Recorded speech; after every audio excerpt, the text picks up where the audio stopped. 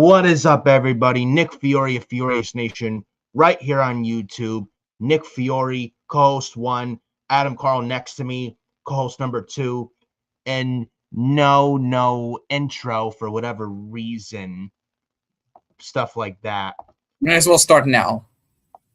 Yeah, I mean, May as well keep the live, just at the live button. But we do have the little here we go. But yeah, no intro to the just press live, but no intro. Then what's up, everybody? But that's fine.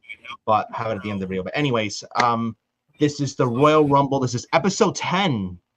Episode 10 of the Forbidden Podcast, bro. 10 episodes. It's 10th episode, Forbidden Podcast. Me, Nick Fiore of FioriousNation, Adam Carl, man. It's January 31st. It's the day of the Royal Rumble where we just watched the Rumble hours ago from 2 to like almost 6 o'clock and stuff like that. We got a lot to talk about. The Royal Rumble in Saudi Arabia. Road to WrestleMania starts with the Rumble. They had some little stories coming out of the Rumble, but we'll give our thoughts on the Rumble, the good, the bad, the ugly, what we thought of the show, etc., etc. It is 8:21 p.m. on January 31st. It's tomorrow is, can't you believe it, bro? Tomorrow's going to be February. Yeah, time has passed by this year already. It's crazy, man. It really, really is. And actually coming up tomorrow. And, I mean, try not to be a little too emotional tomorrow, because tomorrow is actually 3 years that my grandfather passed away 3 years ago. He was 85 and was a fighter till the end, but tomorrow's 3 years that he passed. But that's tomorrow, February 1st. We got January 31st here, talking about the Royal Rumble. I'm Nick Fiore, and this is Adam Carl next to me on my right as you're watching this video. And as you see, beautiful layout that Mitch and Pyro, and shout out to Mitch and Pyro for the beautiful layout for episode 10 for the Forbidden Podcast. Starting here, episode 10 of Forbidden Podcast, see with my X handle as well as Adam Carl's X handle as well. Got the Forbidden Podcast logo on the upper right corner. Really nicely done. The background as well. Gotta love to see it. And I thought Mitch and Pyro did a really good job, and so I thanked them for that. And shout out to Mitch and to Pyro as well, who, by the way, speaking of whom, Pyro of Pyro Productions is actually working on the Forbidden Podcast intro. Expect that around April or May for the intro to come exclusively for the Forbidden Podcast. That Pyro and I have been talking lately of Pyro. Pyro's cooking up some nice intro music for the intro. He's cooking up some nice stuff. Listen to some of the stuff he's come up with. Really good stuff. And so Pyro's really good at making the intro stuff. So shout out to him and thanking him for the intro. So the intro is coming, folks. By April, May at the latest, the intro will come exclusively for FioriousNation. So look forward to that. I think you're going to love it. So thought I'd get that out there. And before we begin talking about the Royal Rumble, which was in Saudi earlier, first of all, hit that like button. It would help a lot with the YouTube algorithm. Hit the like on the video, especially if you're new watching FioriousNation and Forbidden Podcast on YouTube, and hit the bell for all notifications after you go subscribe to FioriousNation. I am almost at 250 subscribers at the 247. Can we get at least 3 more with this video? I don't know, but hopefully, if you're maybe watching, get to 300,000 soon. Yeah, but make sure if you're not subscribed to FioriousNation, man. A lot of good stuff talking about, and you're missing out on quite a lot if you're not subscribed to FioriousNation. So go subscribe to FioriousNation and follow me on X at FiorioNick579. You see it as the bottom left corner on this when you're watching this video is my X handle at FiorioNick579. Go follow me on X. Adam Carl at Adam Carl 2005 on the bottom right. Go follow Adam Carl on X as well at Adam Carl 2005. Facebook, Nicholas Period, Fiore Period 31, TikTok at FioriousNation, Instagram at Nicholas Fiore 2014. Now this is live on YouTube on my channel and Hardcore Sports Network as well. I don't know. I've been thinking about it. Either February, if not February, March, trying one experiment going live on X or something like that. We'll see. But that's just a thought or at least a consideration. But we'll see what happens with that. But, bro, the Royal Rumble. What did you think of the Royal Rumble in Saudi Arabia? I want to get your thoughts. I believe it was solid. It was a fairly decent show. There was one thing I'll give the company for my favorite parts of both matches in the women's and the men's Rumble is that there was story. There were different stories being told in those matches, and you kind of know coming out of both matches what the directions are for WrestleMania. The title matches, the non-title feuds, all that stuff, and other matches. Maybe also for the mid-card belts. Probably, yeah. I mean, you got with the well, maybe for the women's IC title, but we'll talk a little bit about that with the Natty and Maxine Dupree and Becky Lynch. AJ Lee, I'm sure she was supposed to be at the Rumble. Maybe she didn't want to travel for Saudi. I can't blame her, honestly. But I want to talk about Saudi. We did see a few surprises though in the Rumble matches. In the women's and the men's. Yeah, I mean, there was one in particular. Triple H did tease big surprises and epic. I don't know. I don't know if it's TKO telling him to say this shit, but it's like you gotta cool off on that a little bit. Yeah. Well, we did get to see one big surprise, but we'll save that when we get to the men's Rumble portion. Yeah, but we'll save that to I want to talk about the Rumble overall. I don't know how you feel. Maybe it's just me. Maybe I'm in the minority here. I thought the Rumble was okay. It wasn't bad, but man, that Saudi crowd didn't help at all. Most of the women in that Rumble got no reaction, and you can thank the Saudi crowd for that. And this is the same place they're going to be at for WrestleMania 43 next year in 2027. Honestly. And the production, man, the production from the Saudi thing is just, it wasn't up either. Like that, you don't need a long ramp for the Rumble. Like you look at the ramp, and every interval, like every entrant felt like 60 seconds instead of 90 seconds. I'm not sure if you picked up on that. And it felt a little rushed. It almost feels like, as I said on episode 9 last week with these Saudi shows, it feels like WWE doesn't even want to be there. They just want to get in, get the fuck out, and get to where they need to be. That's what I genuinely feel about these Saudi shows. And I know they're going to be in Saudi at Mania next year, but I mean, I know their deal's up in 2028, but I mean, my goodness, these Saudi shows now there's a reason these Saudi shows don't mean a fucking thing. You see right here, the Saudi and Saudi people want who they want. They want to cheer what they want to cheer. And it's sad. The build wasn't all that good. The Rumble was fine. Don't get me wrong. It wasn't even a bad show, but this doesn't help when you have a lifeless Saudi crowd who doesn't give a fuck about what they want to cheer, what they don't want to cheer for. They just pick who they pick. They like who they like. That's what I genuinely feel about this Rumble today. And I hope after tonight, and I just talked about this with Mitch before I went live here, I hope WWE never goes back to Saudi for the Rumble ever again. If this was in the United States, I guarantee you this would be a hell of a lot better than what it was today. And plus, with the women wearing the bodysuits, didn't help also. That's just my little rant, my thoughts on with the Rumble today. Again, it wasn't bad, But I have to be honest and call out what I didn't like. But that's just me. I won't blame it. I won't blame it particularly on the crowd as much as I would have to blame it on the fact that when you hear a music and during these Rumble matches, like nobody knows who's gonna come out. Like Jordan Grace coming out with Like, Def Rebel and then Natty as well. Didn't she have some music when she was on the Indies as this Bloodsport Natty?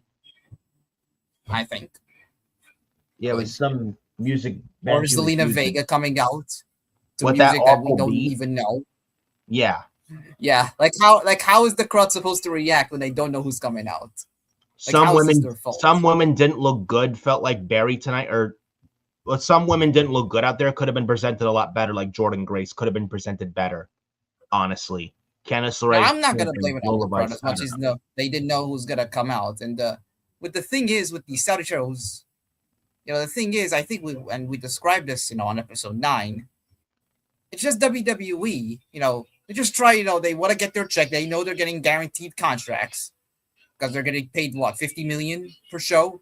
Yeah, I believe they're gonna get 2 more Saudi shows this year because they won't, rather than the usual 2, because there's only gonna be WrestleMania in Saudi in 2027. So we're gonna have 2 more Saudi shows this year. So they're getting paid $50 million per show. So pretty much they're getting the cash. They're doing the show, but get in, get out. That's basically the process. It's like they don't want to even put on the show, or specifically Triple H.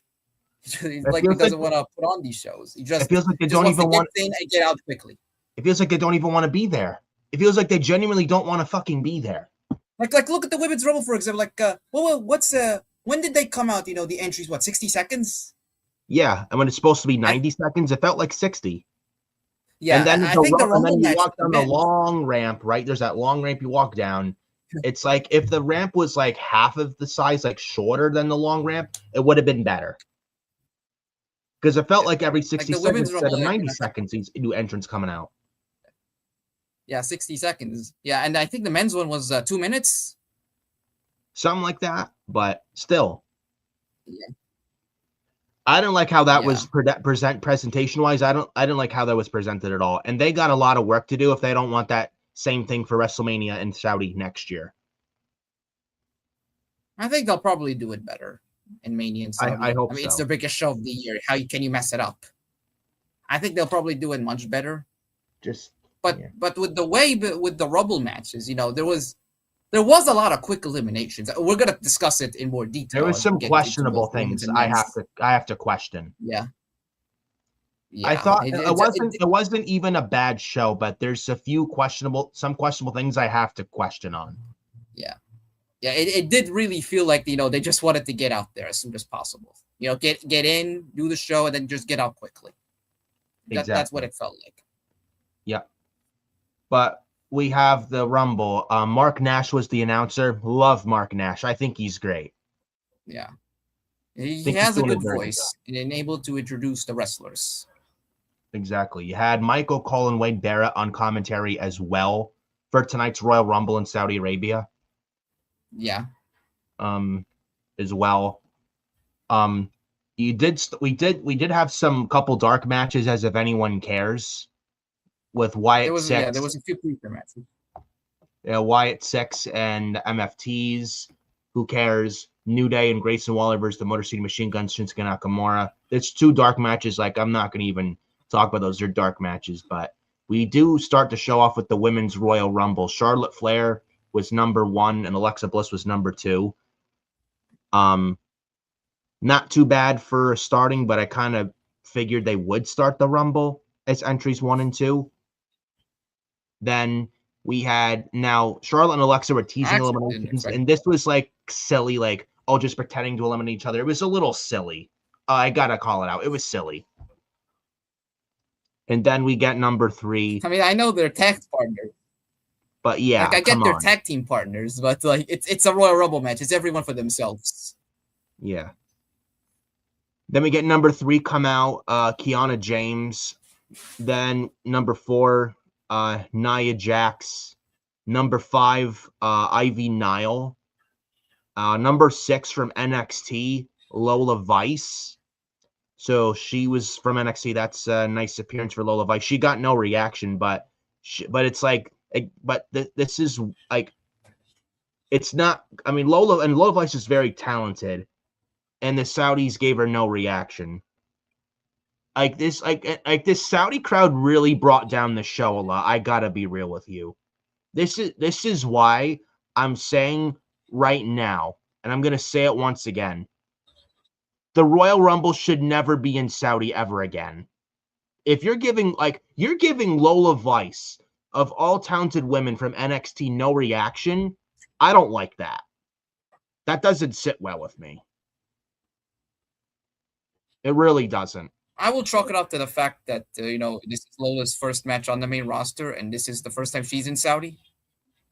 Yeah, but it's just, I don't know. It's just Lola Vice is it has some of the good reactions down in NXT. It doesn't sit with me when you have Saudis not reacting. But she was in this thing as number 6. Number 7 was Candice LeRae. Number 8 was Jordynne Grace. And from here, we had the first 2 eliminations, Lola Vice and then Candice LeRae, eliminated by Jordynne Grace. And then third eliminated Ivy Nile by Jordynne Grace as well. And then following this, we had Alexa and Nia. Alexa's jumping at Nia from behind, trying to choke her out. They both go over the top rope. Then Charlotte boots Nia, but accidentally knocks Alexa down. So Nia's out by Charlotte, and then Alexa Bliss is out by Charlotte as well. And Alexa, Charlotte's own partner, eliminated accidentally by Charlotte. So they did tease Charlotte and Alexa here with a story of Charlotte eliminating Alexa in the Royal Rumble. And Charlotte was like, "Oh no, I'm sorry, Lexi." Then Alexa was kind of like looking with a reaction. But they did tease with Charlotte and Alexa with this Rumble. I don't know if we get Charlotte versus Alexa at WrestleMania, or if they're going to be some multi-woman match for the women's tag titles at WrestleMania.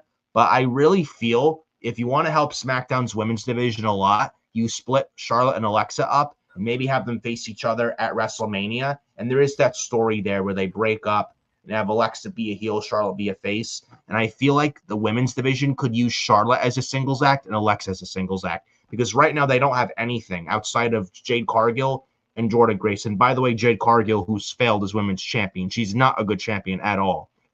But I don't know how you feel about Charlotte and Alexa splitting up. Do you think we get Charlotte and Alexa at WrestleMania one-on-one, or do you get them in like a multi-woman match for the women's tag titles, for the women's tag team titles at WrestleMania? And if that's the route we go with, or they go with, WWE rather, do you see Charlotte and Alexa splitting after WrestleMania? I think they go with the women's tag, multi-women tag for the tag titles in Mania. I think Charlotte and Bliss will be a part of it because they've been building tensions between multiple teams for months now. I don't see how this doesn't end in a multi-women tag in Mania. Mm-hmm. But I do see this as a story for post WrestleMania. I think they build the tension more as they built the Mania, and after Mania is when we see the split. That's when we see Bliss turn on Charlotte. If they do the turn after WrestleMania, they announced Backlash this May 9th in Tampa, Florida for Backlash. If the split happens after Mania, maybe we get Charlotte versus Alexa at Backlash. But I think Charlotte and Alexa for WrestleMania. If they don't, I could see Charlotte versus Alexa at Backlash. Yeah. And they did announce Backlash this May in Tampa, Florida. So I could see this would be where you could do the match. I think you need more time to build for the feud. If you're starting to do the tension now, we can just rush the turn and just book a match out of the fly. I think you need to build it. You need to build the tension more. Yeah, I mean they have WrestleMania third week of April, but we'll see what they do. But I did like that little story thing with Charlotte and Alexa in this Royal Rumble. I did like that. Then we get number 9, the Women's Intercontinental Champion, Becky Lynch, comes out. Number 10 from NXT, Sol Ruka. Now, she really shined in this Rumble, man.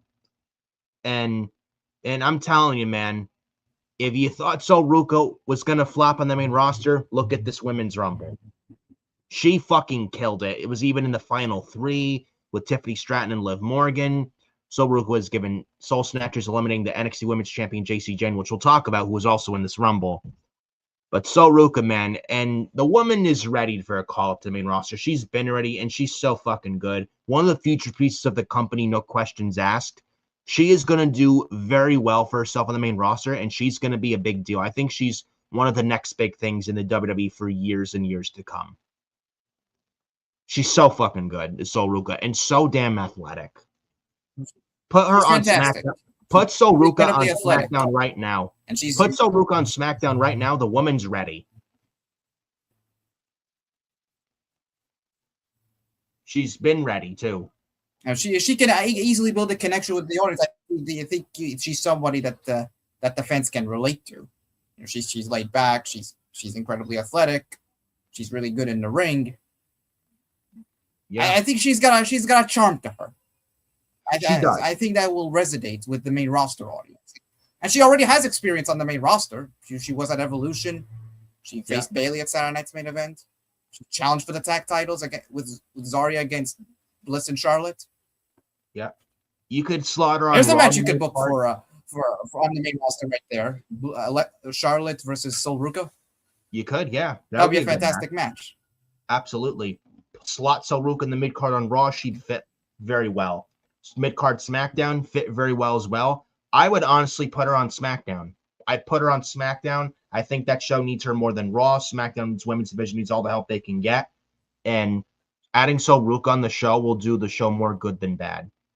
And like I said, the woman has been ready for several months. I don't know why she wasn't called up months ago, but she's ready. And there's nothing left for her down in NXT. She did eliminate the NXT Women's Champion, JC Jane, who was in this match. She won't win the NXT Women's title. I think that spot's for Kendall Gray at WrestleMania weekend in Las Vegas, Stand and Deliver, in my opinion.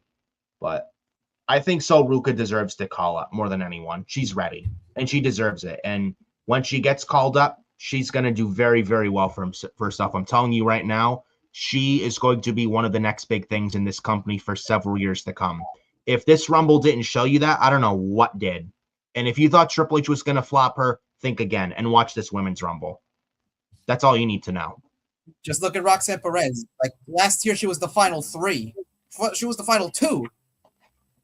Yeah. Look what she's done on the main roster. And she lasted, to the Raw Women's division and set a record for the longest time spent in one Women's Rumble last year in the final 2 with Charlotte Flair last year. Yeah. So Ruka's going to be fine. And should look at her right now. Integral into that Raw Women's division. Integral to, with the storyline that we're going to talk about with the Judgment Day. Yeah. Especially what happened during the match. Yes. So Ruka's going to be fine. I think she will be in a similar position to Roxanne, where she's going to be absolutely a star in that division. Yeah, so Ruka's going to be integral fine. And pushed like a top star. Absolutely. And has so much charisma in ring. She has it all. And she'll be just fine when she hits the main roster. So I'm very excited whenever Sol Ruka gets called up. She's going to fucking kill it. So then after Sol Ruka enters, we got Roxanne Perez. Speaking of Roxanne, enters at number 11. We got Maxine Dupree, number 12. Natty, not Natalia, Natty, number 13. She comes out to some Def Rebel music, and they need to fight. And why is Def Rebel still employed? Why are they still here? Why have we still not gotten rid of Def Rebel is what I'd love to know. And I'd love to be a fly on the wall with that one. Def Rebel fucking sucks at making music, man. They are terrible. Terrible. Why can't we get CFO money back? At least they know how to make music. Def Rebel couldn't even make music if their fucking lives depend on it. I can make better music than Def Rebel. That's how fucking bad they are. It amazes me how they still even have a job. Yeah, man, they must be hanging on real desperate to still be employed by WWE, man. Yeah, honestly, this is my biggest problem with these Rumble matches because whenever you enter, because when you enter a Rumble, you want to hear that first few seconds of a theme and you recognize who's coming out. Yes. Like who recognizes the? I mean, obviously, when you hear, let's say, oh, let's rock and roll. Obviously, Trish Stratus, right? Yeah. That's what you recognize. Or, Yep. or you hear, let's say, for example, I don't I'm know. on the own Bianca Belair, which we didn't see. Yeah, Becky Lynch, for example, right Yeah, there. Becky Lynch. Or her new theme music. Or Bianca Belair, I'm on my own against the wall. Yes. Rhea You Ripley. want recognizable themes. Rhea Ripley, this is my brutality. You want recognizable themes. Like, how many of these themes during the match that were recognizable? I can count on one hand how many of them were recognizable. Not many. Even look at back in the day, bro, Jim Johnston, like with his wrestling music creation, everyone that he made music for had identity to it. Perfect, like many examples I could give, like RVD, Kane, Booker T. RVD when he had One of a Kind, and Kane with Slow Chemical, Booker T, Rap Sheet, Shawn Michaels, Sexy Boy, Triple H, The Game by Motorhead, Big Show, Crank It Up by Brand New Sin, Batista, I Walk Alone by Saliva, well, it's the Big Show. Yeah. John Cena, The Time Is Now, Edge, Metalingus by Alter Bridge, Randy Orton, Voices by Rev Theory, the CM Punk, Cult Personality, and This Fire Burns before Cult Personality. The list goes on and on and on. Rey Mysterio, Buica 619. The list goes on and on and on. Every single music for every single wrestler that Jim Johnston made for had identity to it.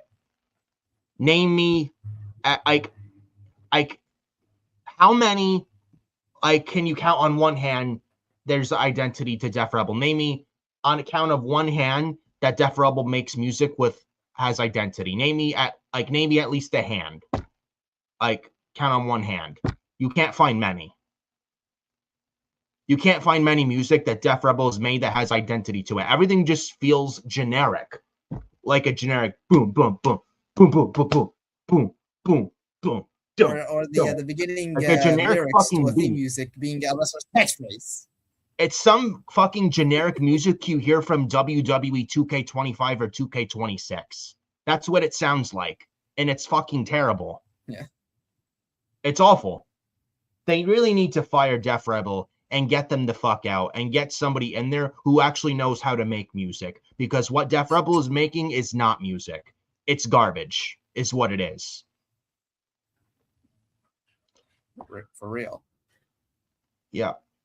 So we got Natty. It was Natty, not Natalia. She pissed on Natalia's grave. If you've seen Natty's post on Twitter. Yep. We get elimination number 6, Maxine Dupree out by Becky Lynch. And then Becky Lynch, the 7th, eliminated by Natalia. Becky Lynch didn't even last that long. I didn't like that. You'd think she'd last a little longer. Some of these women in this match. Some of these women in this match. That's another thing I didn't like. Some of these women didn't last longer than they should have lasted longer than they should have. Like Becky Lynch was one of them. I was shocked. I was shell shocked that they had Becky eliminated this quickly. Like she's your biggest, she's one of your biggest stars in that division. She's your IC champion. And surely the plan is for Becky to face AJ Lee at WrestleMania for the IC title. So it was very questionable to just throw her out there like she was nothing. Yeah. Like it feels like it feels like WWE didn't even want to be in Saudi. They just wanted to get out of there as quick as they could. Out there to toss her this quickly, it's very questionable.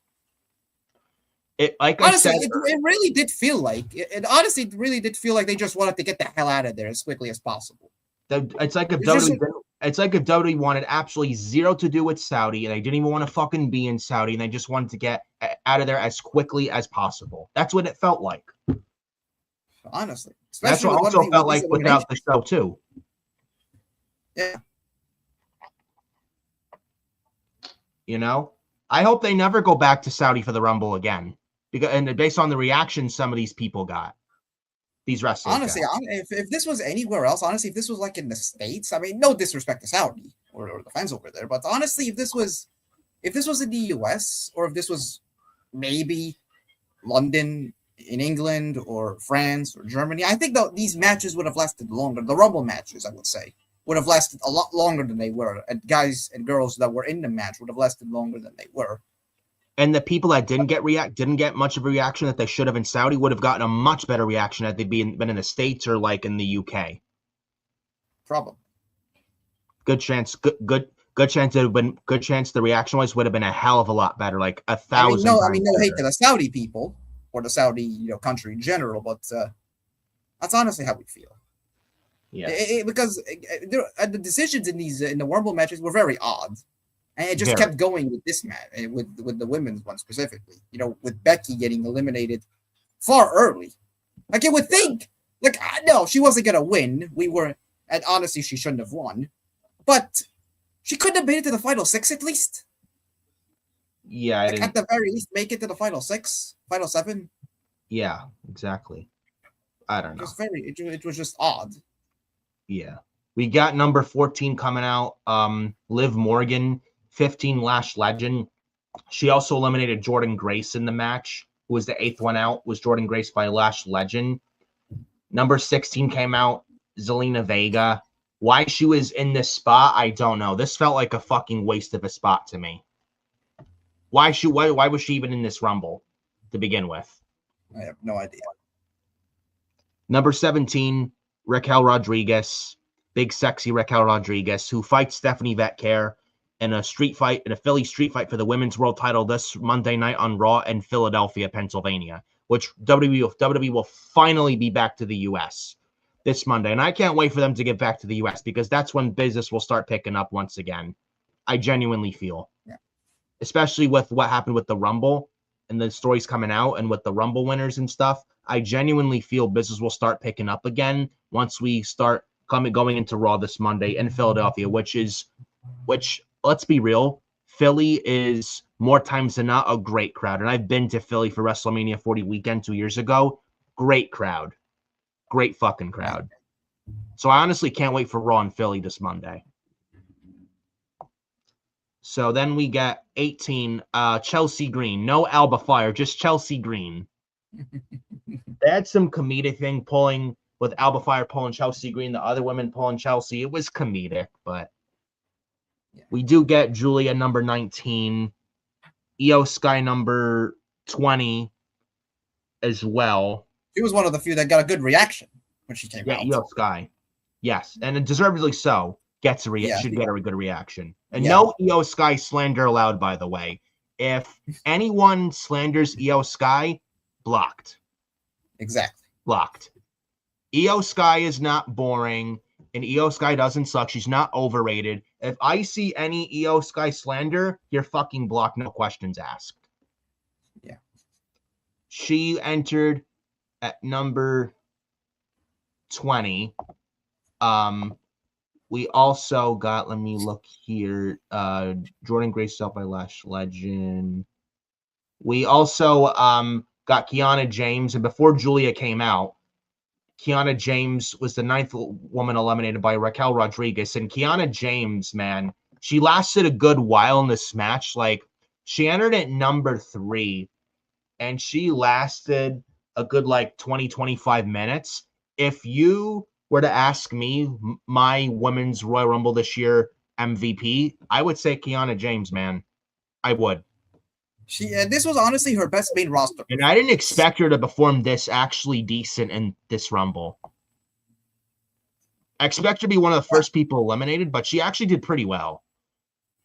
Yeah, this was honestly her best performance on the main roster since she's been called up. And it's impressive because, she was out for so long with a knee injury. And she's still new. So long with that. Yeah, she was out for a knee injury. They tried to reintroduce you with the whole Julia pairing.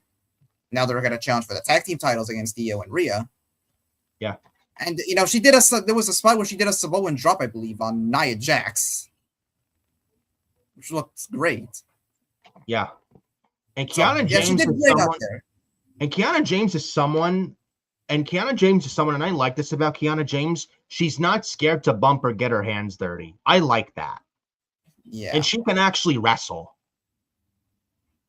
Yeah, I was impressed. Big things that may come her way with her and Julia, hopefully. Honestly, if Yeah. we're up to me, I'd give them the tag belts. Yeah, I would too. I would give them the tag titles and probably do Rhea versus Io at WrestleMania because they should have a big match both at WrestleMania.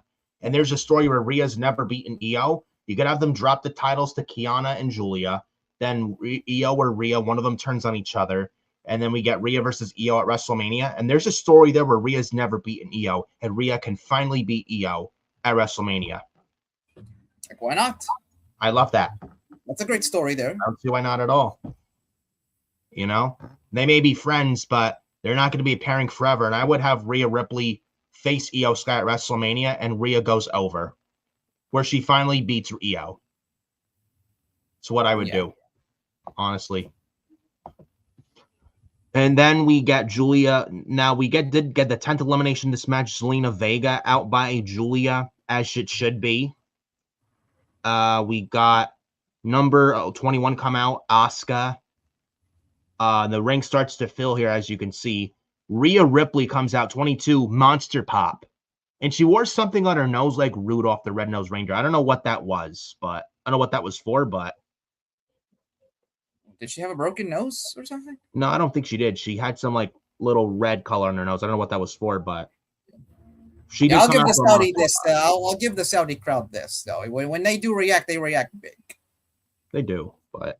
And some of the reactions they gave weren't really good, but when they do react, they react big. And they show that they are a great crowd. Well, and this is the thing, though, when you have someone like a Rhea who is a star, and you have and has a recognizable theme too. When you have a recognizable theme, the crowd instantly know and they instantly pop. Yeah, Rhea's a perfect example. We did get Rhea Ripley eliminating Chelsea Green, so thanks for coming, Chelsea Green. Yeah. We also got the 12th one eliminated in this match, Roxanne Perez by Rhea Ripley. Roxanne also got tossed out by Rhea as well. I think we also got Natty eliminated by Liv Morgan as well. Also, we did then get Bayley come out, number 23. She got no reaction. I hate that role model theme she has. Role model. It's fucking awful, bro. It is awful. Yeah, the opening theme for The Miz, where it says awesome. We need a new opening theme music. That's it. That spells awful to describe these theme musics that Def Rebel produce. Bailey's literally. That you Bailey's have Def Rebel somebody music like a Bailey. is so bad. You have someone like a Bailey, who's one of your top stars, one of the most respected people in that company, and she's coming out to fucking silence. Again, a case of what bad theme music will do to a talent. Nobody knows who's coming out until the person enters in a Rumble match. This is why theme music is so important for a wrestler. Theme music for a wrestler goes a very long way.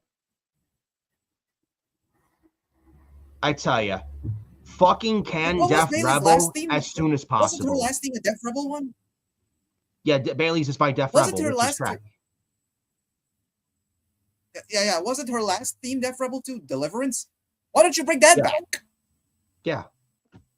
At least it's recognizable. Yeah. But we do have 24 come out from NXT, the NXT Women's Champion JC Jane. Got no reaction. Happy to see her in this Rumble. She's gotten a little better recently, but I would say she gets called up after WrestleMania. I think she drops the NXT Women's Championship to Kendall Gray at Stand and Deliver WrestleMania weekend this April in Las Vegas. Then she gets called up after WrestleMania, and I'd put her on SmackDown just like Sol Ruca, man, honestly. Put her on SmackDown just like Sol Ruca. I'd even call Lola Vice and put her on SmackDown too. I mean, a lot of these women need to be called up to SmackDown. Just that division is so fucking depleted. You already got so many stars on the Raw side. Yeah, I they don't just, need I more. mean, they have Jordan Grace, but that's not enough. And I didn't like what they did with Jordan Grace tonight, honestly.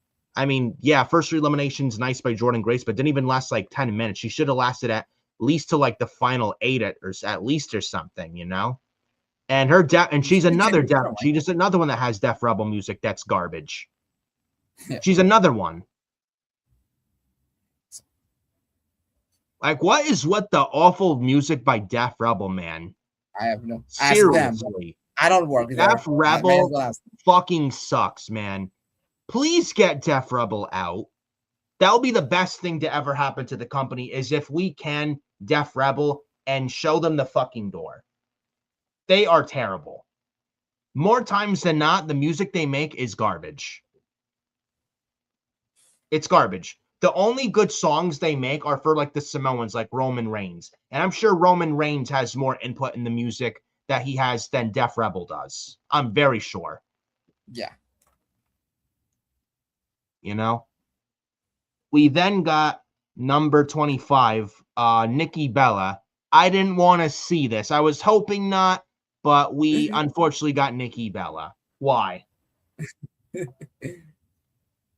Well, Why? you'll know why, because someone else came out during the match, but we'll get to her later. We got Lyra Valkyria, the Bird Lady, number 26. The Bird Lady, Lyra Valkyria, Bailey's tag team partner. We did have Lyra eliminate Julia, though, as Julia was the 14th eliminated by Lyra Valkyria was Julia. And then we get number 27 from NXT, Kalani Jordan. Got no reaction, and poor Kalani Jordan, man. She deserved so much better. She was decent. She's athletic. She's very impressive, very talented. And I've been liking her heel work in NXT, but she deserved better with this crowd here. Honestly, a lot of these NXT women, honestly, this was like their first trip to Saudi. Yeah. Or one of their first trips. Yeah, a lot of them were unrecognizable to that crowd. And with the women in the body suits, like you don't like who's that? Who's this? Who's that? That also doesn't help. I know they're in Saudi, but that also doesn't help either. This is why the Rumble should never be in Saudi again. If they were in the Rumble, this would be fucking night and day. I swear to God, it would be night and day. Honestly, a lot of these, honestly, this is the, with JC and I think Soruku too, and Kalani. Like, this is their first match on live TV in Saudi. So it's like, I can't really fault the crowd that much because, this is their first introduction to them. How do they react to them if they've never seen them before? Yeah, but just production wise and how crowd reacted, it shouldn't be like that. It's not good. It's not good, but we do have Kairi Sane come out at number 28. We did have in this match, Kairi Sane coming out. If I can find my notes, here it is. Asuka was accidentally eliminated by Kairi Sane, and Asuka's yelling, "Kairi, Kairi!" And then Asuka was accidentally out by Kairi, and then Kairi gets eliminated by Io, and then Asuka is looking very angry at Kairi Sane as Asuka, and I would not want to be in Asuka's way, and Asuka's going to be very disappointed with Kairi. I think I said it when we were watching the show together. If I'm Kairi, I'm running away. I'm going into hiding. You think, bro? They could very well. I don't know if they're going to be in the women's tag title match at Mania, but if not, I could see Asuka versus Kairi at Mania, and I think I would not mind that. And there's that story there. Yeah, Asuka being very manipulating Kairi, treating and abusing her. Yeah. Now Kairi, she by accident, but she still eliminated Asuka. Yeah. There's a story right there. Yeah. So. And then, unfortunately, and I'm sorry, bro, 29, Primo, fuck me. Brie Bella, man, fuck me. I'm sorry. I'm sorry. I gotta go. Fun fact, this was also my same reaction when the theme music hit, and he got angry too.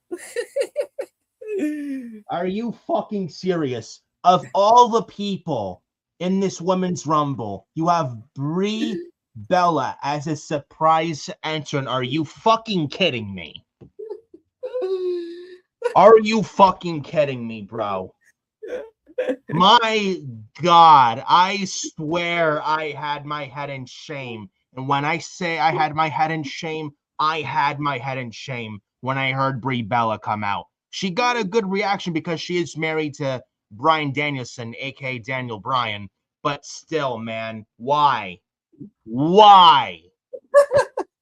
Oh my god. Your meltdown is happy. I can't stop laughing.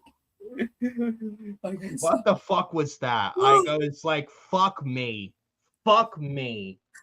Like, really, Brie Bella in this fucking thing? My God. Fucking. No fucking words for this shit, bro. None.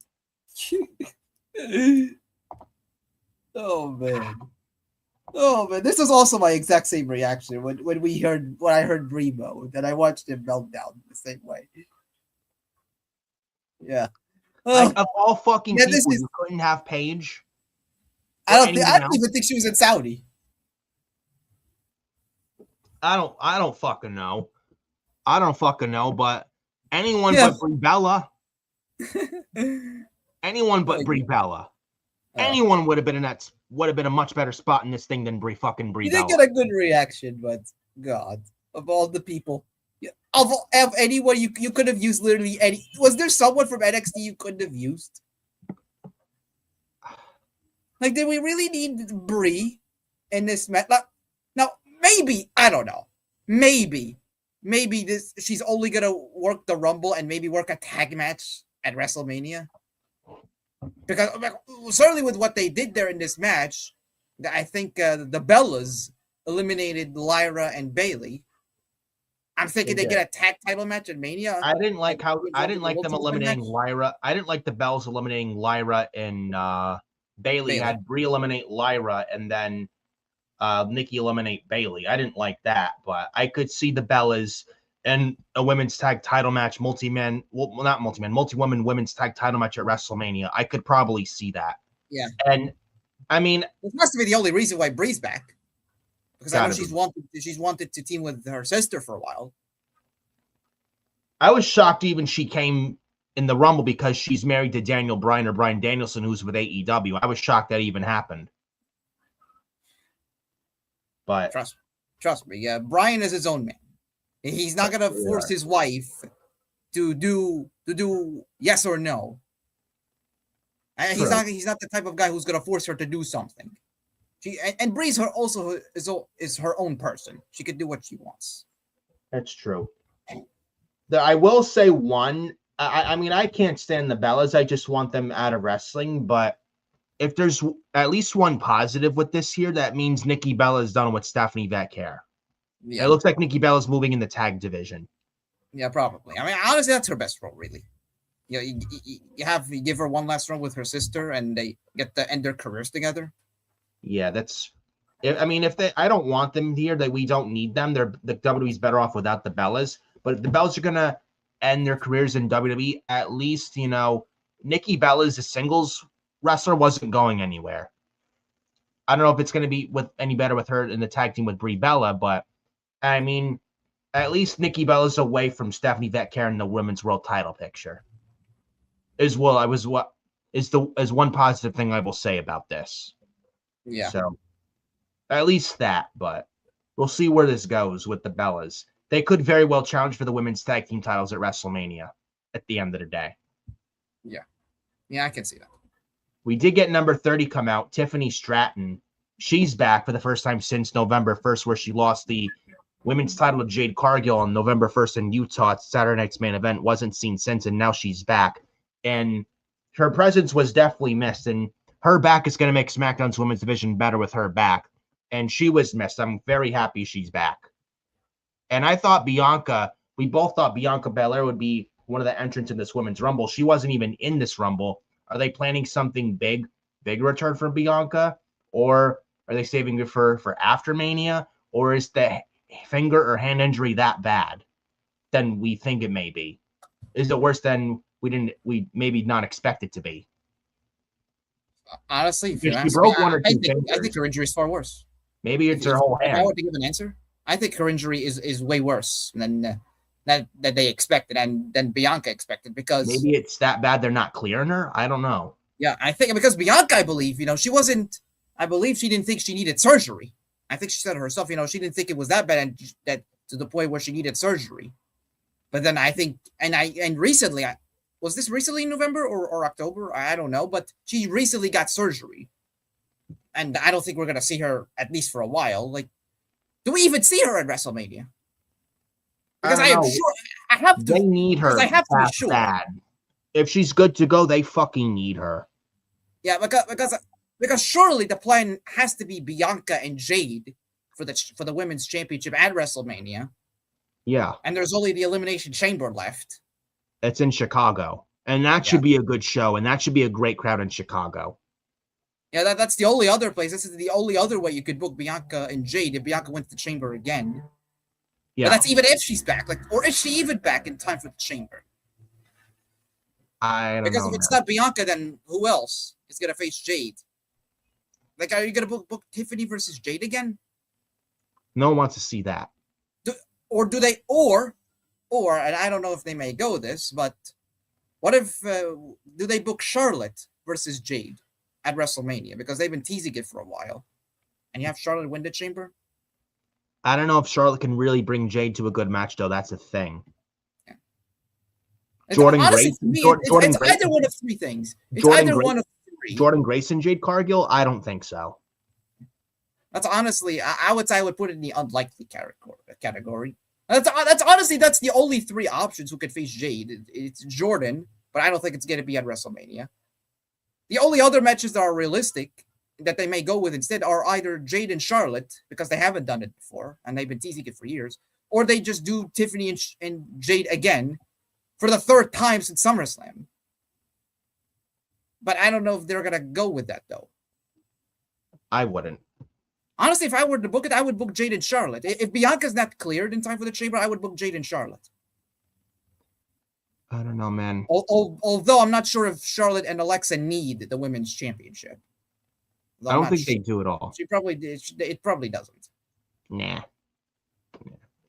But then if you book that match, what does Alexa do at WrestleMania? Exactly, yeah.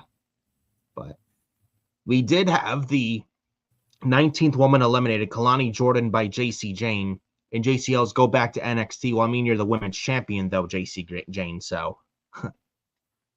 Yeah. And then we get JC Jane eliminated by Sol Ruka after Sol Ruka out of nowhere had a very nice soul snatcher on JC Jane. Then JC Jane is dumped out, eliminated by Sol Ruka. So that was a very nice soul snatcher from Sol Ruka.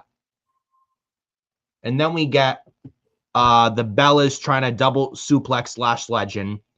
Then Lash tries to double choke slam on the Bellas. But then we get the Bellas over the top rope, and we get both Bella twins eliminated by Lash Legend. So Nikki Bella's out by Lash Legend, and Brie Bella's out by Lash Legend. Both. And now Lash was booed for this because Brie Bella got so over with the Saudi crowd. Yeah. And Lash Legend got booed, and she got chants of overrated. Come on, overrated. Come on now. I know she's a heel, but like she hasn't been on the main roster for like 5 minutes. Yeah, but we did then get Charlotte Flair, the 23rd, eliminated by Lash Legend. This was big that Charlotte was out by Lash. Charlotte didn't even last in the final 6 at least, and she was eliminated before that by Lash Legend. This was big. Yeah, Lash Legend, I'll give her this, though. Credit to where it's due. Lash Legend, she had a great performance. She did. Match. I don't think I like her pairing with Nia Jax at all. I don't think she needs Nia, but I mean, I can see where the WWE's high on Lash and she has potential. I mean, I can see where they're high on her. I mean, she isn't there yet, but I can see them being high on her and giving her a chance. And she did do well for herself tonight. I'm hoping tonight is a start for Lash and she uses that momentum to her advantage. I really do. Yeah. Because she could be something if that is the case. And I don't know if I really have Lash paired with Nia. I honestly. I think it's a After short this- one. I don't think it's going to be a after long her one. performance tonight, I'm I not think sure. the reason they're pairing up Lash with Nia is because they want Nia to help elevate Lash Legend. That's more than that's honestly the reason why they want to get Lash getting her feet wet on the main roster. Yeah. So, but, I mean, but the Lash Rumble, was- that was a great performance. This was in many ways her breakout performance. And she then was made to look great. She was made to look like a threat in the match. And then she eliminated Io Sky after she eliminated Charlotte as well. So she eliminated 5 people: Jordan Grace, both Nikki and Brie Bella, Charlotte Flair, and Io Sky. Yeah. 5 big eliminations by 5 big eliminations by Lash. That's big. It's a big deal. Yeah. And she was made to look like a monster. She looked like a monster in there. She eliminated 2 Hall of Famers and 2 other women that are definitely going to be in the WWE Hall of Fame when their careers are over, in Io and Charlotte. Absolutely. And then speaking so of that was Rhea, impressive. And then this is how you make it. This is in one of these instances where a star is being made. Yeah, that's how you make stars. That's how you do it, right there. Lash Legend and Sobruka. I'd even say Kiana James, who had a decent performance here. Yeah. So we did. Sorry, I can't talk today. We did then get Lash Legend, then next eliminated by Rhea Ripley, which was the right move because after eliminating Charlotte and Io, I think Lash has done more than enough to convince. Yeah. So she did. Lash was then and the next, Rhea, eliminated it was also by revenge Rhea. after Lash has eliminating. nothing to lose. Yeah, and after eliminating Io, you kind of figured that Rhea will want to get revenge for her, and get revenge against the one who eliminated her tag partner / best friend. Yeah. So Rhea eliminates Lash. We then get Rhea eliminated by Raquel off the Tahana Bomb, which was also a big elimination, and another one I don't mind. And then right after Raquel eliminates Rhea, from behind, Liv Morgan eliminates Raquel with no hesitation, no looking back. And Liv Morgan eliminates her own Judgment Day mate, Raquel Rodriguez. Big sexy Raquel Rodriguez. Another big elimination here. And then it was down to the final 3. Sol Ruka, Tiffany Stratton, and Liv Morgan. And this was a very good final 3. Very good final 3. You have 3 athletic women, 3 athletic blondes, and they had a really good final 3 with these 3 ladies. You had Sol Ruka, the 28th eliminated by Tiffany Stratton, and then Tiffany Stratton, the last one eliminated by Liv Morgan, and Liv Morgan wins the Women's Royal Rumble. And this was our pick, and this was the right move. No one deserves it more than Liv Morgan. If Bianca wasn't going to be in this thing, there's no one other more deserving outside of Bianca than Liv Morgan. She's been the Rumble winner. She's been the Royal Rumble runner-up at least twice, was the MVP in the Rumble last year, and she's been in every Rumble since the inception of the Women's Rumble, and there's no one more deserving than her. And she's actually been very good since she's come back at Survivor Series last November in San Diego. She's been good ever since she's come back then. And she's one of the big stars. And honestly, and again, I've liked what she's done since she's been back. And Liv Morgan is liked too. I like Liv Morgan.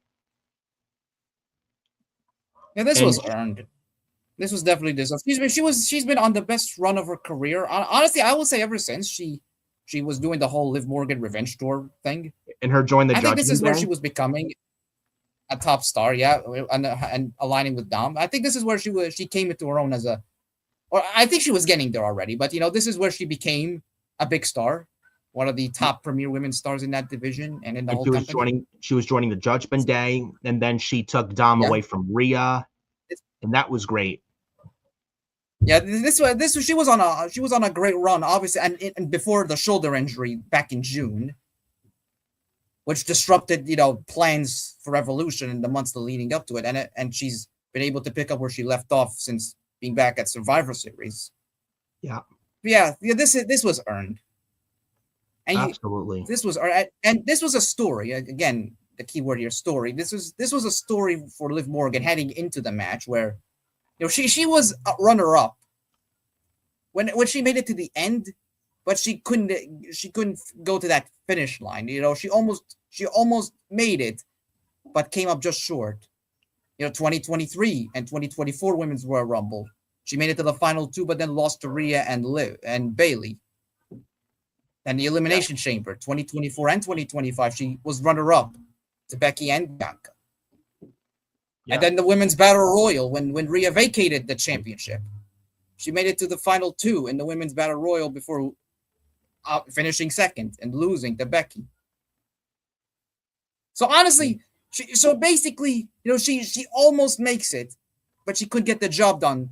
The time was now really for her to finish first.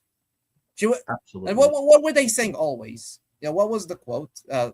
Bridesmaid, but never the bride. Yes. This is in a lot of ways Liv Morgan when it comes to the Women's Rumble, the Women's Chamber.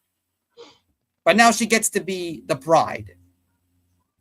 She gets to be the one that finishes first, to have a seat at that table. From runner-up, and I think I tweeted that out, from runner-up to number one.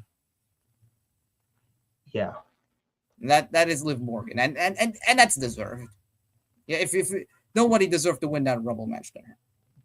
I mean there were other candidates that could have won, like a Rhea, and an EO. But honestly, but they made the right move here. They went with the right winner. And that makes, and with Liv eliminating Raquel earlier in the match, that makes Raw now that much interesting. That makes Stephanie versus Raquel for the championship that much interesting. It's Stephanie Vetker versus Raquel Rodriguez for the Women's World Championship this Monday night on Raw, the Raw after the Rumble in Philadelphia, Pennsylvania, the former Wells Fargo Center. It's a Philadelphia street fight for the Women's World title this Monday on Raw in Philly. Stephanie versus Raquel for the championship. I don't think you'll call me crazy saying this. And after what we saw with Liv eliminating Raquel, call me nuts. I don't think you will. I'm actually giving Raquel the Women's World title this Monday. I don't think Stephanie Vetker's done anything with it, honestly. And I mean, I wouldn't have her off the WrestleMania card. And if I don't know if she's that injured or if she good to go by Mania. I mean, what do you do with Stephanie if you don't have her as Women's World Champ going into Mania? But if you want to do what's right and not play it safe, and I know Triple H played it safe 2025, and if he doesn't want to play it safe here and take a risk, which I would appreciate, I'm actually giving Raquel the championship, even if it's for 2 months. Have Raquel beat Stephanie for the Women's World title this Monday on Raw, and you have Raquel versus Liv at WrestleMania for the Women's World title. Boom. There's a story there, and I would not mind that whatsoever. And and they've been teasing tensions in the Judgment Day anyway. It could be end of Judgment Day at WrestleMania. Balor versus Dominic for the Intercontinental title, with Balor going babyface. And he wasn't in the Rumble because he was told the Rumble was full, which I find ludicrous. But I mean, Balor, the way he attacked Punk and AJ this past Monday on Raw, we could get Balor and Punk in Chicago for the world title again in Chicago at the Chamber. And Punk could go over again. Then Dominic attacks Punk. And remember what Punk said to Balor this past Monday on Raw? You can't be a world champion and still be in the Judgment Day. You're going to have to choose. So Punk beats Balor again in Chicago. Punk goes over Balor once again in Chicago at the Elimination Chamber on February 28th at the United Center, which I think they'll be in for the Chamber in February. Punk goes over once again. Dominic can attack Punk after the match, but Balor takes in the words of Punk, and he stops the attack on Punk and pulls Dominic off. Then Balor attacks Dom, setting up their IC title match at WrestleMania, which I would give Finn Balor the IC title, beating Dominic for the IC title at WrestleMania with Balor as the face, and have him come out as the Demon, have him beat Dominic for the IC title at WrestleMania, and then you could do Liv, Raquel, Women's World title at WrestleMania as well. Maybe include Roxanne Perez in there. Who knows? But I would give Raquel the championship Monday. Love Stephanie Vetker, but she hasn't done much of anything with the championship. And this is no hate or disrespect to La Primera by any means. But I feel like the bigger story is Liv, Raquel, and Roxanne in the Judgment Day. And I would give Raquel the championship, even if it's for 2 months. That's okay. And Raquel has actually come a long way as well. So I don't know how you feel. Love Stephanie. No hate to Stephanie by any means. No hate to Vetcare by any means at all. But if I'm booking this thing, I'm giving Raquel Rodriguez the Women's World title this Monday on Raw. I'm crowning a new Women's World Champion this Monday on Raw in Philadelphia. Honestly, that's honestly the direction that they really should. I mean, what do I think will happen? I kind of what I think they do instead is maybe have Stephanie retain and do Liv versus Stephanie at WrestleMania. But honestly, if it were up to me, I would book a Fatal 4-Way match. If they don't want to leave her off the card, I would book a Fatal 4-Way match with all 3 ladies of the Judgment Day and Stephanie Becker.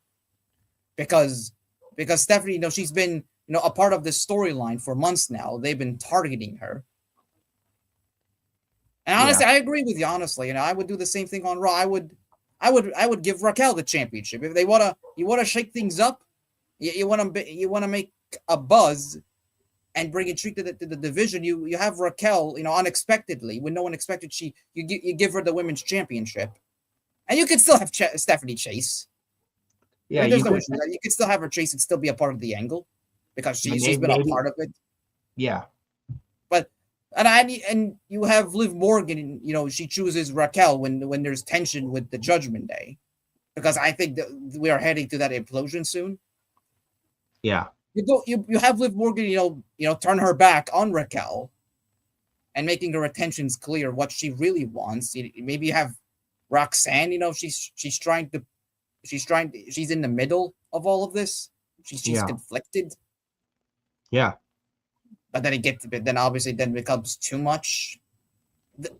And then you book a Fatal 4-Way match with all 4 women. And I would give Liv Morgan the championship at WrestleMania. Yeah. You have Roxanne in there, Liv, Raquel. You could have Stephanie and have her chase. It's probably better with Stephanie chasing, in my opinion. I know it feels like multi-person mania to get everyone on the card, multi-person mania just to get everyone on the card for the sake of it. But do you really want to leave Stephanie Becker off the card? And then Liv is one of your big stars. You're not leaving her off the card. Roxanne should be on the card too. Doesn't deserve to be off the card and should be on the card. Same thing with Raquel. So Fatal 4-Way for the Women's World title at WrestleMania perhaps is probably what they're going to do. At least it makes sense. In that case, it makes sense because there's a reason for it to happen. Yes. Like if you're going to have a multi-person match at Mania, I don't like too many of them, but if you're gonna have a multi-person match at Mania, at least if there's a story with it, I don't have an issue with it. Yeah, for me personally, I would have Raquel win the championship. I think you said it too. You give Raquel the championship. Stephanie, she chases for months on end. You have Roxanne be in the middle between Raquel and Liv when tension gets worse, and Liv turns on the female Judgment Day.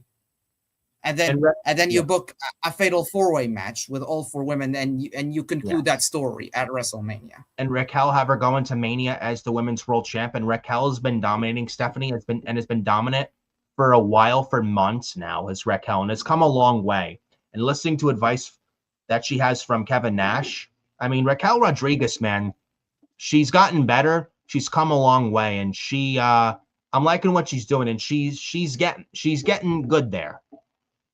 So yeah, and you look at this Women's Rumble match as well. This was like as well. And she deserves the Women's Rumble storylines, and you're building to Mania. This was in many ways, the story of Judgment Day because all 3 ladies worked together. Raquel, Roxanne, Liv, they all worked together the whole match.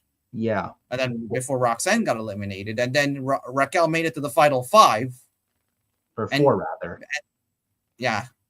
Final 4. She eliminated Rhea, then. She didn't expect Liv to to eliminate her. No.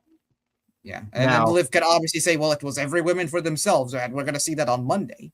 Now, did Raquel look dumb here? Yes, but it does tell the story here. Yeah, she could tell the story that she didn't expect it. She did not expect to be eliminated by her own partner. Now, if Raquel wins the championship Monday, I'm having Raquel win in dominant fashion, have Stephanie written off for a while, maybe comes back before Mania to try and chase to reclaim the championship.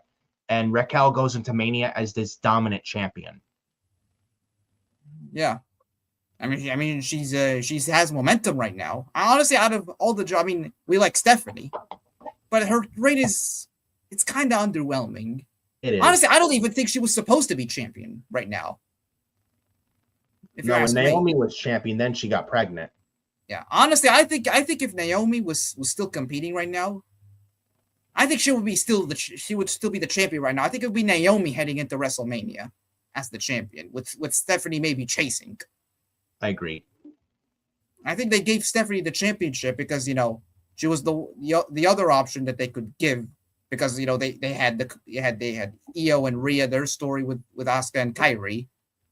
Bayley and Lyra are teaming, so Stephanie was like the one person they could give the belt to. Yeah, and then she spent months like feuding with Nikki Bella. Yeah, like please. Yeah, thank God they moved on from it. Yeah. Honestly, yeah. So we like Stephanie. She's great, but her reign is, it's kind of underwhelming. Honestly, if anything, Raquel Rodriguez has more momentum than Stephanie. If I'm being honest, we're not hating, but that's my opinion. The Judgment Day, Roxanne, Liv, and Raquel. Especially Raquel, they have more momentum right now than Stephanie is right now. Yeah. So to give Raquel the championship, you've got to capitalize on it. Yeah, you got some story and momentum there. Do it. Yeah, but you could still, there's Stephanie not much story going on in WWE right now. They need to do it. Yeah, and you give Stephanie a reason to chase. You give her a story there where she can build momentum, and she still makes it to the WrestleMania card. Exactly. So, listen, if I'm WWE, I'm belting Raquel Rodriguez this Monday on Raw. No ands, ifs, or buts. And I would not mind that whatsoever. And Stephanie's held the title since WrestlePalooza. It wouldn't hurt to take the belt off her Monday. Yeah, I think she's going to win the title again. I think she's going to be a multi-time champion. Raquel should win on Monday. Yeah, I think Stephanie will be fine. She'll be a multi-time champion. It would not hurt her losing on Raw to Raquel and chase the title. Just fuck the system up a little bit. Yeah, and who knows? Maybe maybe by SummerSlam, maybe Stephanie can win back the championship from Liv Morgan after she chases it for months on end. And maybe around the time Naomi will be back and she reclaims what's hers. Yeah, you could very well do that. No, and I would not mind that whatsoever. There's no problem shaking things up. No. Look what they did with Drew McIntyre when he won the 3 Stages of Hell. That was great. Look what it did there. Yeah. So, hoping the same for Monday and Raw, man. It would actually make things a lot better. So yeah, Liv Morgan, she won the Royal Rumble. We're extremely happy. Yeah. And she's come a long way since being in that first Women's Royal Rumble match, for being a part of the Riot Squad. Yeah. And then splitting from the Riot Squad and to where she is now. Yeah, it's been an incredible journey to see. Absolutely, man. The first half of this Rumble for the women was not good. The second half picked up. The second half was better, and honestly, in my opinion, saved this match. Like, the first half was like, my God, like this is boring. The second half really picked up. Like, I feel like another complaint I gotta say, their big heavy hitters came later in the match instead of spreading it out, which they should have done. Having the lesser heavy guns in the beginning and the heavier ones and later on. It's better to spread it out, if you know what I mean. Yeah. Just me. Yeah, it would have been a much better match if they spread out their big names. Yeah, they gotta work on that. That's one of the things they gotta work on. So yeah, but you had Sol Ruka, she made it to the final 3. You had Kiana James having a good performance, Lash Legend. He made to look like a star with 5 eliminations. The story of the Judgment Day. Yep. I think there was positives in that match. Yeah. And I think we know the directions, in a way for WrestleMania. Maybe Charlotte and Alexa. Yeah, Probably. Liv challenging obviously for the championship. Probably. Me, yeah. Do you have a women's tag team title match at WrestleMania? You involve Lasha, Nia, Bailey, Lyra, and the Bellas. Mm-hmm. And Julia and Kiana James. I would give them the tag team titles, and then the other women's title, or non-women's title match, rather, in this case, would be Rhea versus Io. And you give Rhea her first win over Io Sky. So in terms of setting up stories and matches for WrestleMania during the Rumble, I think WWE did a good job. And as well as showcasing, new stars, obviously, with Soul, Lash, and Kiana, they did a good job at that too. Yeah, but Liv wins the Rumble. This is the right call. I think she challenges for the women's world title. I don't think she challenges for the women's title. I think she stays on Raw. Yeah, she'll stay. It makes sense. It doesn't make any sense for her to go to SmackDown and challenge for the women's title because there's no story with Liv and Jade whatsoever. No one, and I don't think anyone. And Liv Morgan, Jade Cargill, is that really a WrestleMania match? No. I would agree with you 100% on that take, bro. Like, what's the reason for them to fight apart from Liv Morgan being the Rumble winner? And they're both heels too. Who do you cheer for? It's another thing. Yeah, at least with Stephanie, you know who to cheer for. If you go with the 4-way option that we pitched here, at least you have a babyface in Stephanie you can cheer for, and you have the Judgment Day who are heels. Yeah. With Liv and Jade, who do you cheer for? Yeah. Yeah, but Liv Morgan wins. This was the right call. We then get AJ Styles and Gunther. This is it for AJ Styles, man. And speaking of whom, Joe from Hot Takes and Headlocks. What's up, Joe? Can we talk about the finish for Gunther and AJ? Why did the ref just nudge AJ's wrist instead of raising it to see if it drops? It's a very good question, but this was a damn good match, though, nonetheless, with AJ and Gunther. Yeah. What a career it's been for AJ, man, I'll tell you. 10 years, but I would have loved to see him retire properly at WrestleMania on American soil. Maybe he wants to maybe he wants to go to TNA, finish there like he did today in WWE. I don't know if he goes to AEW, goes on his own world tour on the Indies. I don't know. He's retiring at the end of the year. I mean, Triple H said he's on the Legends deal, not wrestling anymore. I don't know, but if this was it for AJ tonight, what a way to go out. Went out with his best. Yeah. A great match with Gunther. This was great. I don't know how you feel. I want to give you the floor first on this match. No, I thought it was good. I thought this was they told a good story in there. With Gunther, he's the career killer now. This is now 3 careers he has ended in the last 6 months. He ended the careers of Goldberg, he ended the career of John Cena, and he ended the career of AJ Styles. And every single one of those matches he won with the sleeper hold. And AJ, he was the resilient veteran. He's fighting with everything he had. He fought until the end. But Gunther, he blocked the sleeper hold multiple times. And and with the finish, he's hitting the elbow several times on AJ Styles. Right? Because he just wouldn't stay down. And with this match, I will say this. They made Gunther look like the threat there. Because there were portions of the match where he was very dominant and very, in control of the match. And AJ had to fight for behind. This was a great story that they told. You had the big monster heel Gunther. They had the resilient, veteran in AJ Styles fighting for his career. Yeah, this was a good match. This was really, really good. Yeah. Yeah, and Gunther won by making AJ pass out here. Yeah. He fought what he could in the sleeper, thought he had life, and then he was close to getting a rope break on the bottom rope.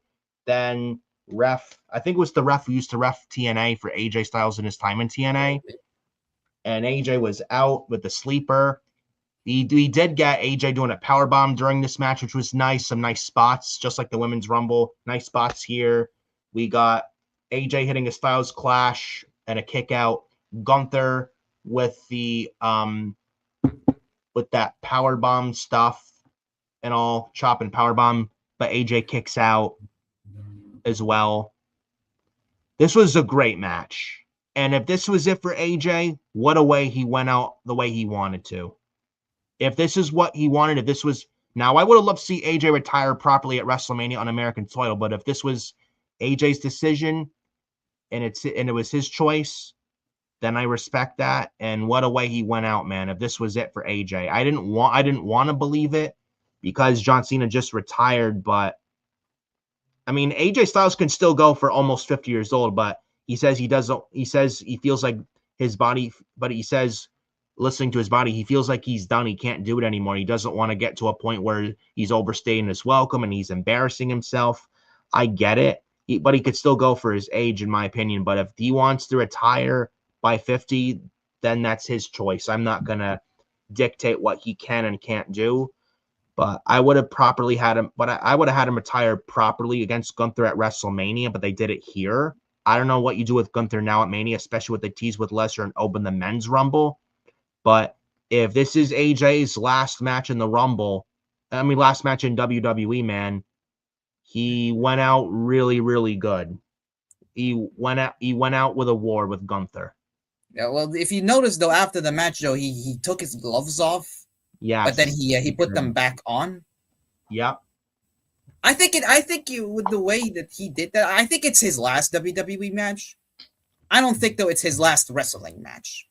Now I don't know. I could be wrong. I mean, we have to hear it from the man himself if this is really his last ever match in general, and he never wrestles again. But from the way he went about it, I think it was his last WWE match. But I don't think it's his last match in general. I think he goes on a world tour. I think if he's going to go through the entire year, I think we see a world tour from AJ Styles. He wrestles in multiple different promotions. We could see him in AEW, maybe wrestle at Wembley for an AEW for like a few months, then go to TNA, maybe wrestle New Japan for a few months, and then ultimately end in TNA. And he did tease something with Frankie Kazarian on the first TNA on AMC, if you remember. Maybe work with Mike. I think we're going to see him in a match in TNA. I think we're going to see him have a few matches there. Maybe he wanted to work with TNA, but he couldn't. Like NXT and the TNA partnership, that works, but because main roster, I don't know if they allow main roster talent to work TNA, but maybe he wanted to, and the main roster wouldn't allow him. It's AJ Styles. He's Mr. TNA. It's AJ Styles. He's Mr. TNA. I'm sure Paul Levesque and Nick Khan will allow him to work in the place where he pretty much first became a star. I don't know. In terms of signing a contract, no, I think it just feels very sudden that he retired now. Yeah. Maybe he wanted to end his WWE career in the Rumble. Maybe that was his choice. I don't know. Because if you've seen the post that Nakamura posted on his IG story before he took it down, he pretty much kind of spoiled the outcome. So maybe they knew that this was going to be AJ's last WWE match. I do think that we see him back, but in a backstage capacity, because AJ, he has stated it several times. He wants to work backstage in WWE. He wants to be a talent scout for the company. So I do think we will see him again. I'm just thinking now. Actually, I actually just thought of this just now, bro. Listen to this. Yeah. Now, Ava, The Rock's daughter, is no longer in WWE. This past Tuesday in NXT was her last WWE appearance. Apparently, her contract's up soon. She decided not to renew her contract, and she's gone from the company. No longer the NXT GM either. So the NXT GM position is vacant. I'd love to see William Regal back in that GM role in NXT. He should have never left that position in the first place. Maybe Paige is in that position. Or I'm thinking this. I didn't even think of this and just told this moments ago. And with the TNA and NXT partnership, What if AJ Styles is the NXT general manager? I think that would be great. And I think maybe you we can make for a good integrate authority AJ figure. with TNA. Maybe we get AJ Styles wrestling a Mike Santana, say like at Slammiversary or Bound for Glory, and AJ Styles could retire in TNA. Yeah, I think he will Something like retire that. in TNA. I think he will retire in TNA. I think though there's a I think Triple H himself said that there are people that AJ said to him that he wanted to work with. There were other people he wanted to work with. I don't know though if this was WWE, because if he knew he was gonna leave the company, well, at least as a wrestler, I think he will return backstage. But as a wrestler, if he wants to wrestle more, maybe he wrestles outside of the WWE before he comes back. I think we see him on a world tour. I don't think he's gonna sign another contract with a promotion, because I think he stated himself this is his last wrestling contract. I think he will go all over the world, all over different promotions, including TNA. Do I see him in AEW? It's possible. I don't think he will sign with them. Do I see him working Wembley Stadium, working All In? I could see it. For a one-off match, I could see it. I will say if he does, I don't think he's gonna sign a contract there. But if he does have one match in AEW, I think his one and only AEW match, or one of several, it has to be at All In. He has to work Wembley Stadium, and there's and the two opponents that he should face are either Kenny Omega or Will Ospreay. Yeah. That's if he wants to wrestle in AEW but not sign a contract. He works Wembley, he works either Omega or Ospreay, and that's it. And then he could go to TNA and he ends his career in TNA. And I think where do I think his last match? Well, again, we don't know if this is his last match ever or his last WWE match in general, but not retiring until the end of the year. That we have to hear it from the man himself. But if he does continue to wrestle, where do I think his last match ever would be? I think it's going to be at TNA, and I think his last match ever would be at Bound for Glory later the year in October. And then he returns to WWE by the end of the year. He signs a new deal with WWE, but as a producer. He works backstage, he becomes a talent scout, maybe a coach. Yeah. But I do think we see AJ Styles back in WWE. Just not as a wrestler. Like I do see him wrestling in New Japan. Maybe he can wrestle one more match there. Yeah. He could wrestle a few matches in AEW. I guess, and work All In. There's an Omega, there's Will Ospreay, there's MJF. There's a guy. Maybe he can do AJ versus Samoa Joe again one last time if AJ wants to wrestle him. And if he comes back from his concussion, if he wrestles again, maybe he can do AJ Styles versus Adam Cole again. Yeah. Or because there are guys, I'm sure these are guys that AJ may want to work with again, because he hasn't worked with them in years. But I don't think he signs with AEW, but maybe he can have a few matches there, and I could see him working All In Wembley. But I think he ends his career in TNA when it's all said and done. Yeah, I could see him work all of the promotions. He already worked WWE this year. I could see him working New Japan, work a few matches, work AEW, work a few matches. But I think he ends his career in TNA. I think his last match ever would be at Bound for Glory, and then before he returns to WWE eventually, but in a backstage role.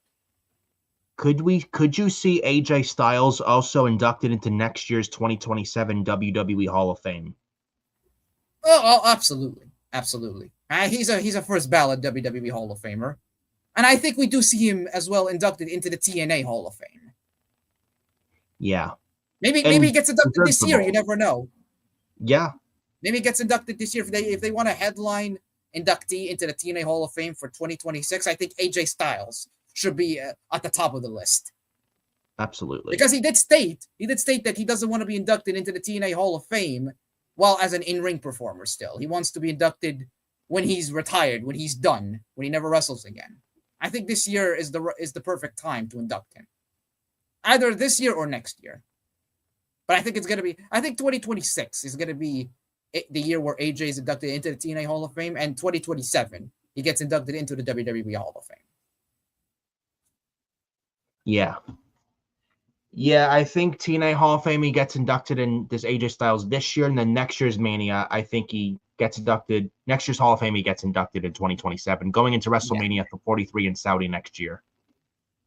Yeah. Retired in Saudi, gets inducted in Saudi. Yeah. I could see that. We then get the WWE Championship match. Before I say that, has AJ Styles worked Arena Mexico? No, I don't think he has either. Yeah. I think he wrestled at Madison Square Garden and the Tokyo Dome. Yeah. If he's gonna wrestle all over the world, I could see at least one AJ Styles match in Arena Mexico. Because I think there is a list of people. Because there's a list of people. I don't know if you've seen a list. There's a list of wrestlers who have worked. Obviously, they worked Madison Square Garden, the Tokyo Dome, Arena Mexico, and Madison and Wembley Stadium. And I think several of that people who have worked all four are John Tenta, former Earthquake, God rest his soul. Mm-hmm. There's John Moxley, Bryan Danielson, Claudio, Adam Cole, Bryan Danielson, and ironically enough, Will Ospreay. Yeah. I believe Ricochet as well has worked all four. Maybe that's something AJ Styles wants to do. You never know. Maybe this is something he wants to check off his bucket list. It's something that he has never done and he wants to check it out. Maybe he works Arena Mexico and Wembley Stadium this year. And he can join this group of people that have worked all four famous venues, famous arenas for wrestling. You know, Madison Square Garden, Wembley, Arena Mexico, and the Tokyo Dome. Maybe he wants to be a part of that list. But ultimately, I think he retires in TNA. And I don't think he's going to sign a contract with any promotion. I do see him back in WWE ultimately. Yeah. But maybe that's something he wants to do. Maybe he wants to check off some bucket lists before he returns to WWE. Eventually. Yeah, but this was a great run for AJ. 10 years with WWE. He was the TNA guy because for so many years, for the better part of a decade, he was one of the best wrestlers that wasn't contracted to a WWE. He was the face of TNA. He carried them on his back.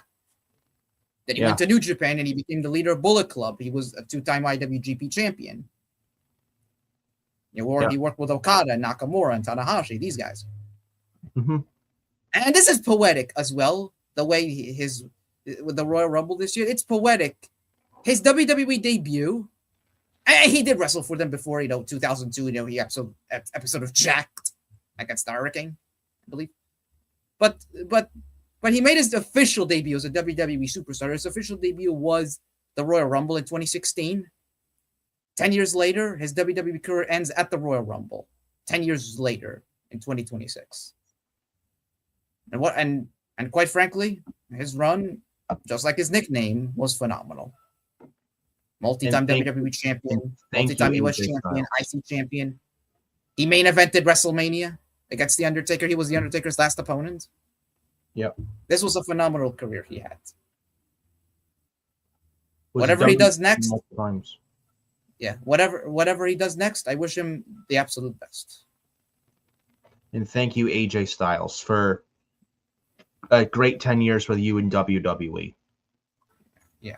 Thank you, AJ Styles. You're a legend of the industry. And a future Hall of Famer, no questions asked.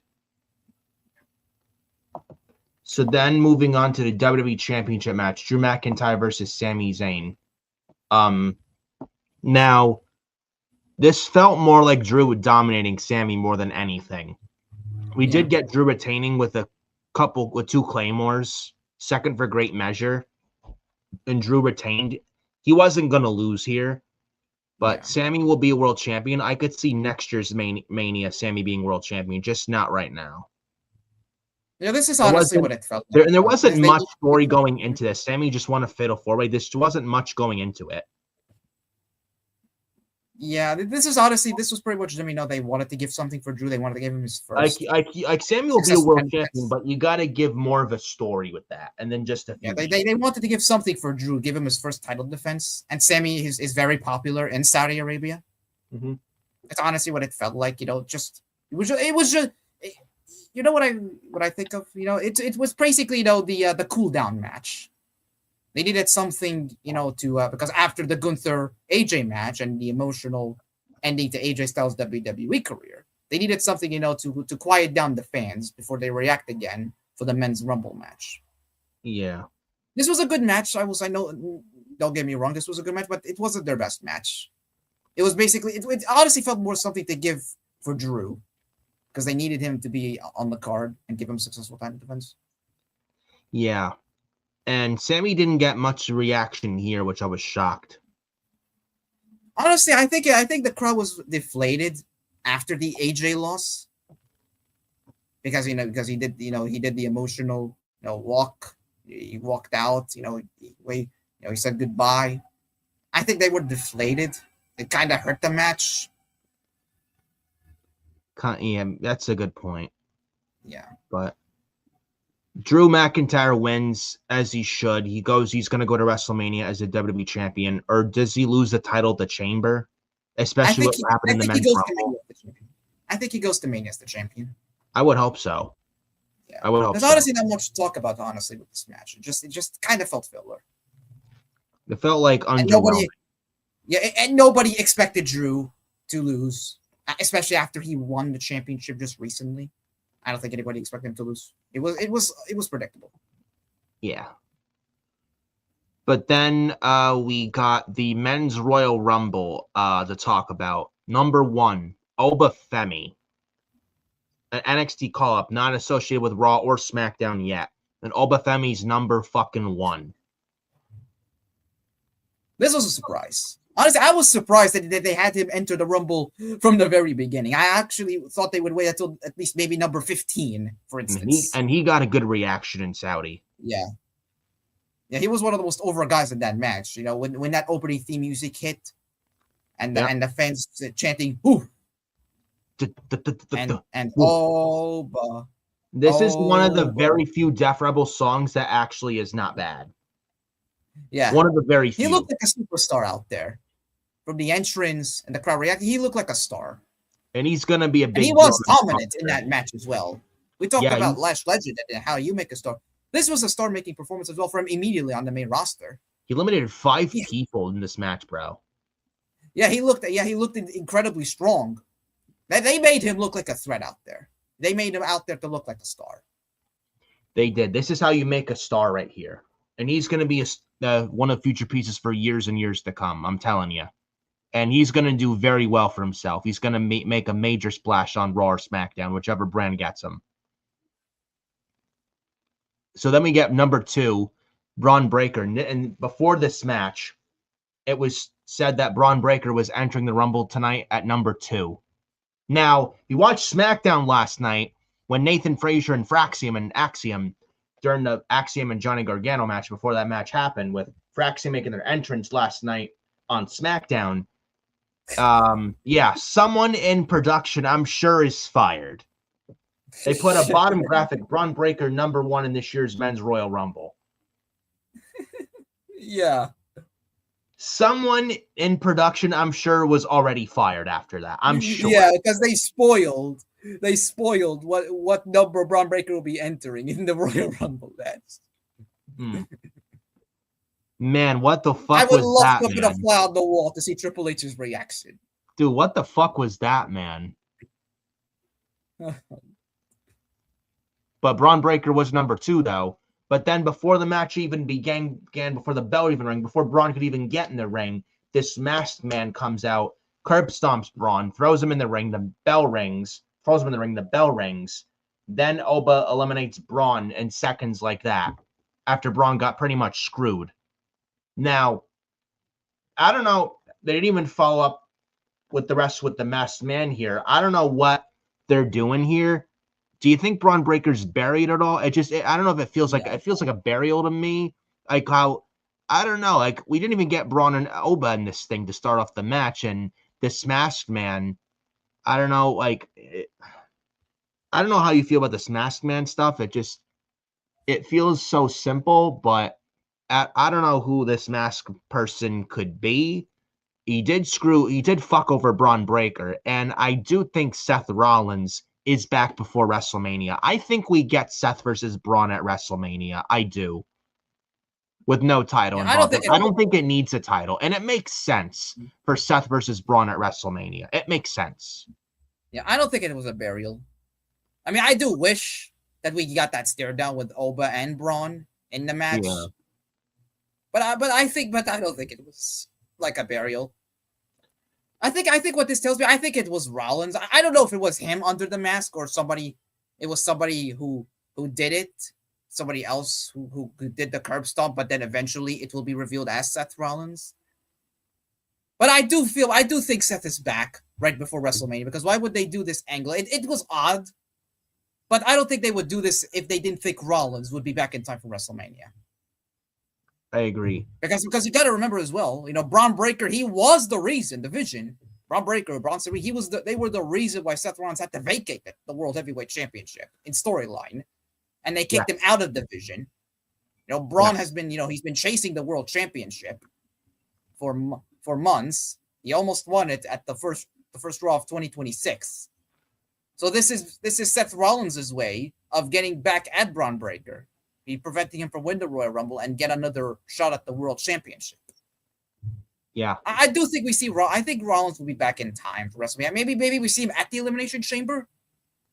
Probably. Maybe he makes his return. Maybe he makes his return at the Chamber and he reveals himself as the Masked Man who calls Braun Breaker the Rumble, and maybe he costs him the Chamber as well. Yeah, I don't think the storyline needs a title, because they've been building this Vision storyline for a year now. I mean, it's unfortunate. It's unfortunate. It's not going to be for the World Championship, because I do believe the plan was for Seth to go into Mania in Vegas as the World Champion, and Braun Breaker would have faced him. Yeah, but honestly, they can still do that match, but not for the title. I think now the World Title match for Mania, CM Punk versus Roman Reigns. Yeah, I think so. You do Punk and Roman. Roman doesn't need to win the championship. Punk can win over Roman. And then going into Backlash this May 9th in Tampa, you can have Seth versus Punk. Seth tries to reclaim what he never lost. You could add Braun Breaker in there, and you could crown Braun Breaker there in Tampa. Yeah, you can do that. Something along those lines. So, there's that. We got Solo Sikoa number 3, Rey Mysterio number 4, Rusev number 5. He's back since the John Cena tournament. Boy, he lost to Yeet Man. We'll talk about him. And then Rusev's the second one out by Oba Femi. Solo Sikoa out by Oba Femi next. Rey Mysterio by Oba Femi. Then we get number 6, Matt Cardona. His first Rumble since when was his last Rumble? 15. Thank you. His last Royal Rumble match was 2015. And he was eliminated by Bray Wyatt. God rest his soul. Wyndham Rotunda, Bray Wyatt.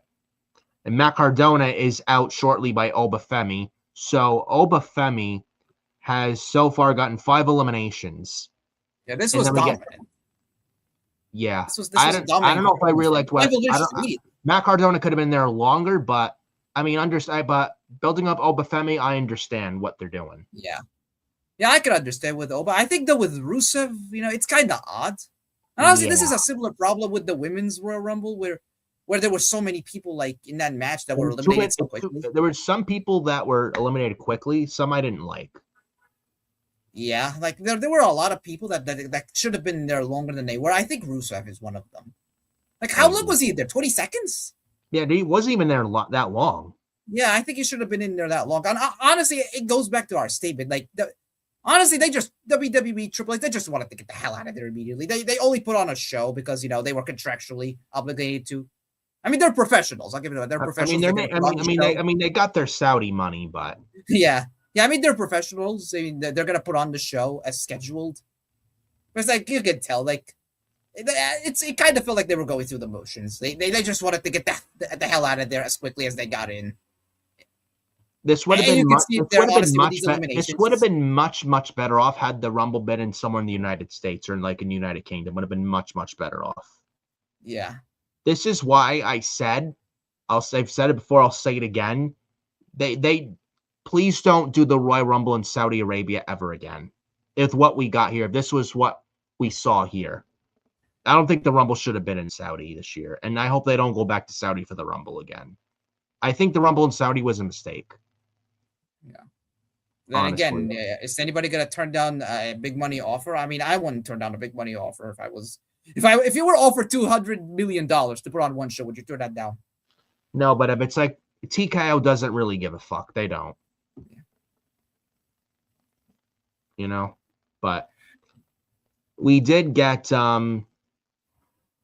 number 7, Damian Priest. Then number 8, Javon Evans. He also had a very good showing in here, just like Obafemi. Number 9 from AAA, Mr. Iguana. So he was in this thing with the puppet and all. We then got Trick Williams, number 10. Yeah, he got a big reaction. Yes. Yeah, well, and we got Trick. Oba, Javon, and Trick. The main event from Stand and Deliver last year in this Rumble. The future. And yeah, I hear people, oh, Triple H is a racist. You can't create new stars. Or he doesn't create new stars. He doesn't know how to. Or he's a racist. Sure thing, buddy. Sure thing. You got Obafemi, Javon Evans, and Trick Williams in here in the same ring at the same time. And you're telling me Triple H is a fucking racist. Yeah, right. When you have Oba, Javon, and Trick in there, I love you to tell me again that Triple H is a racist. Let me tell you something. How is he a racist when he's got Oba, Javon, and Trick in here? And all those three men had a very good performance. Well, Trick was decent, but Oba and Javon had a very good performance in this thing. Yeah, Obafemi. Honestly, if I were to call someone an MVP in the men's Rumble, I think Obafemi was the MVP of the men's Royal Rumble match, with the way he was booked and the way he looked like a star. Yeah. We then got Trick Williams eliminating Mr. Iguana, and then he threw the puppet over the top rope and at Mr. Iguana. So yeah, we got that. The puppet didn't whoop that trick. No.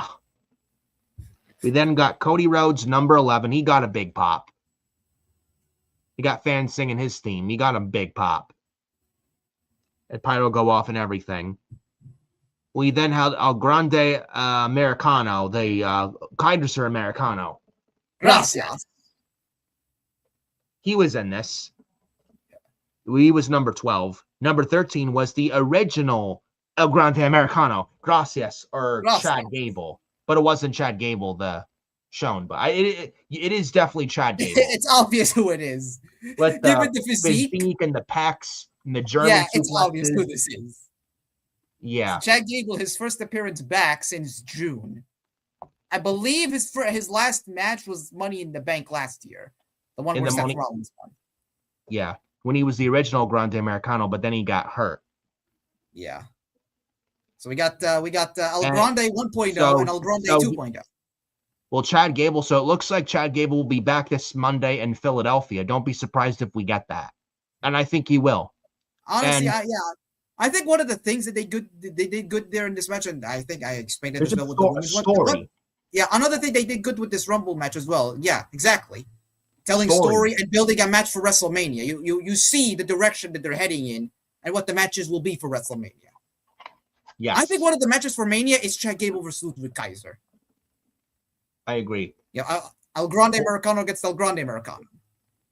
Now, do we get Americano versus Americano, or do we get Chad Gable versus El Grande Americano? Is what I'd love to know. Now, I will say this. I know it's corny, but do we get Americano versus Americano and the loser has to unmask, or Gable versus Kaiser Americano, and if Gable loses, he shaves his head bald, or if Americano Kaiser loses, instead of Gable losing, then the Kaiser Americano has to unmask, as well as Bravo and Rayo Americano? Or do we get all three Los Americanos, Rayo, Bravo, and Kaiser Americano versus Chad Gable and the Creeds American Made at WrestleMania? If I were to book this, I would book Gable versus Kaiser Americano. Because before this, prior to Gable's injury, they were telling the story of Chad Gable. He's saying that I'm not El Grande Americano. I'm not El Grande Americano. El Grande Americano is a completely different person, even though it's obvious who's underneath the mask. Yeah. And I honestly believe that had Gable not got hurt, I think this character would have ended a long time ago. I think wasn't it supposed to be Penta versus Chad Gable, El Grande Americano at SummerSlam in MetLife last August, and then Penta was going to win, and Gable was going to unmask the Americano I stuff think this is the direction they were heading for. I think this is what they were building. El Grande stuff. Yeah, this is what they were building to Penta and Chad Gable at SummerSlam, and Gable would have been revealed as El Grande, but then Gable got hurt, and then they gave it to Kaiser because they didn't want to take the El Grande character off TV. Yeah. I think now it's gonna be the time to end the El Grande character, and you end it at WrestleMania. In kind of way, El Grande, he debuted before WrestleMania, but the character kind of started at WrestleMania with Chad Gable. I think you ended at WrestleMania with Chad Gable. I think you book a segment. Here's what I think: you book a segment on Raw, maybe February, where the Americanos, Rayo, Bravo, and Kaiser Americano, they unmask Gable. They reveal that Chad Gable was the original El Grande Americano. Gable can admit then that he was indeed the original El Grande for months before he was injured. And then you book Gable versus Americano, hair versus mask at WrestleMania. And then when Gable wins, El Grande unmasks, and it's revealed to be Ludwig Kaiser. Where Gable is unmasked, but then he unmasks. It's kind of like, if it makes sense, where he gets unmasked, but then he unmasks Kaiser Americano. If that makes sense. Yeah. And you could do Chad Gable at WrestleMania versus Kaiser Americano, where if Gable loses, he gets his head shaved. But if Kaiser Americano loses, he and Bravo and Rayo Americano all have to unmask. Yeah. And it's revealed as Tyler Bate, Pete Dunne, and Ludwig Kaiser. Yeah. There's a story there, so. And Chad Gable was very good in the original El Grande Americano role, and Chad Gable is so damn good. And it'll be great to see him back. And his presence has been sorely missed. Yeah. And it has. Yeah, it's great seeing him back. And I saw, he was jacked. Man, how jacked is he? Looking at him in the Rumble, man. Yeah. Holy shit. Those pecs, man. If Vince was still in charge, he'd have a fucking hard on, man. I want Chad Gable's a world champion, pal. God damn it. Yeah. The way he was doing those German suplexes. Yeah. He never missed the beat. Yeah. I wouldn't be surprised if we see Chad. Don't be surprised if we see Chad Gable this Monday on Raw, soon this Monday Raw in Philly, and we should. Yeah. And they should. Hopefully we see Gable this Monday on Raw in Philly, and he's been missed. So we'll see what happens, but happy to see Chad Gable, at least the original or somewhat of Gable back. I'm glad somebody's back. But we did get Gable, the original Americano, eliminating Kaiser Americano, and then Gable Americano then got eliminated by Trick Williams as well here. Yeah. And then we got Trick Williams, then the 9th person eliminated by Cody Rhodes. And then number 14, man, they showed a Tron of Powerhouse Hobbs, then changed to Royce Keys, the former Powerhouse Will Hobbs from AEW in the Royal Rumble, number 14. And he got a nice pop. And he had a decent performance in this Rumble, man. And very happy for Will Hobbs. Welcome to WWE Royce Keys, man. Yeah. Yeah, the way he was presented as well, he was presented good. Like they gave him pyro in his entrance. Yeah. Who gets pyro? I don't know. I think it was him and Cody. Much of his music. I have to listen to it again, but yeah. I think it was him, Cody, and Roman who got pyros when they made their entrance in the Rumble. Yeah. But Royce Keys, man. Yeah, they did acknowledge Powerhouse Hobbs, his Michael Cole, the man who used to be known as Powerhouse Hobbs. Yeah. Because I think Hobbs, he owns his name. I think he trademarked it years ago. So he owns it, and they are allowed to mention it on TV. So this was a nice acknowledgement that of who he was, where he used to work. Obviously, they didn't mention AEW by name, but you can tell, they made a reference to where he was where he was before he was in WWE. And he did look like and he looked like a star. I know I've said it a few times before, but this is the thing with the Rumble matches. He looked like a big deal out there. The way he was presented, the entrance, he got a great reaction. Yeah. And he got to share there in the ring with Cody. He got to share in the ring with Oba and the Vision. And I think he got one elimination in the match. He eliminated Damian Priest, former world champion. Yeah. Honestly, if you ask me as well, I think it demonstrates the fact that he bypassed NXT too. Yeah. Yeah, I would have him on NXT, but if he's on the main roster, man, I'd put him on SmackDown, man. Put him with Trick Williams. The fact that he was just recently on Dynamite, Collision, AEW pay-per-views. That's what he was doing before. So the fact that he went from AEW to immediately going to the main roster, I think it's a big deal. I think it shows that they are very high on Powerhouse Hobbs. Because if you recall, the report, I think it was reported by Meltzer in the Observer before his deal came out on midnight when he lost the trios titles to Hangman and Jet Speed. That there was this report that WWE were very high on Powerhouse Hobbs, and they should really just look at the guy. He's a great wrestler. Honestly, I think going from AEW to getting a Rumble match and being put straight on the main roster, I think it shows that they are absolutely high on Powerhouse Hobbs. They do see him as a star. Yes. I agree with that 100%, man, and he's going to do pretty well for himself in WWE. He had a decent performance during the Rumble, got a nice pop. He's going to fucking kill it in WWE. I'm telling you right now. He could have easily stayed with AEW, choose the very big money offer, but Hobbs is not a guy who's just there for the money, and money really isn't everything. And yes, it's lesser pay in WWE, but Hobbs is deciding to bet on himself, and I fucking respect that man for that. And there's no doubt in my mind he's going to do very, very well for himself in WWE. And I'm sure he's always wanted to be there, too. But he's gonna kill it. I'm excited to see where. I'm excited to see what's next for Will Hobbs now that he's finally in WWE, and I'm excited to see where they go with him and where he ends up and what they do. If you ask me, I think he has a match at WrestleMania this year.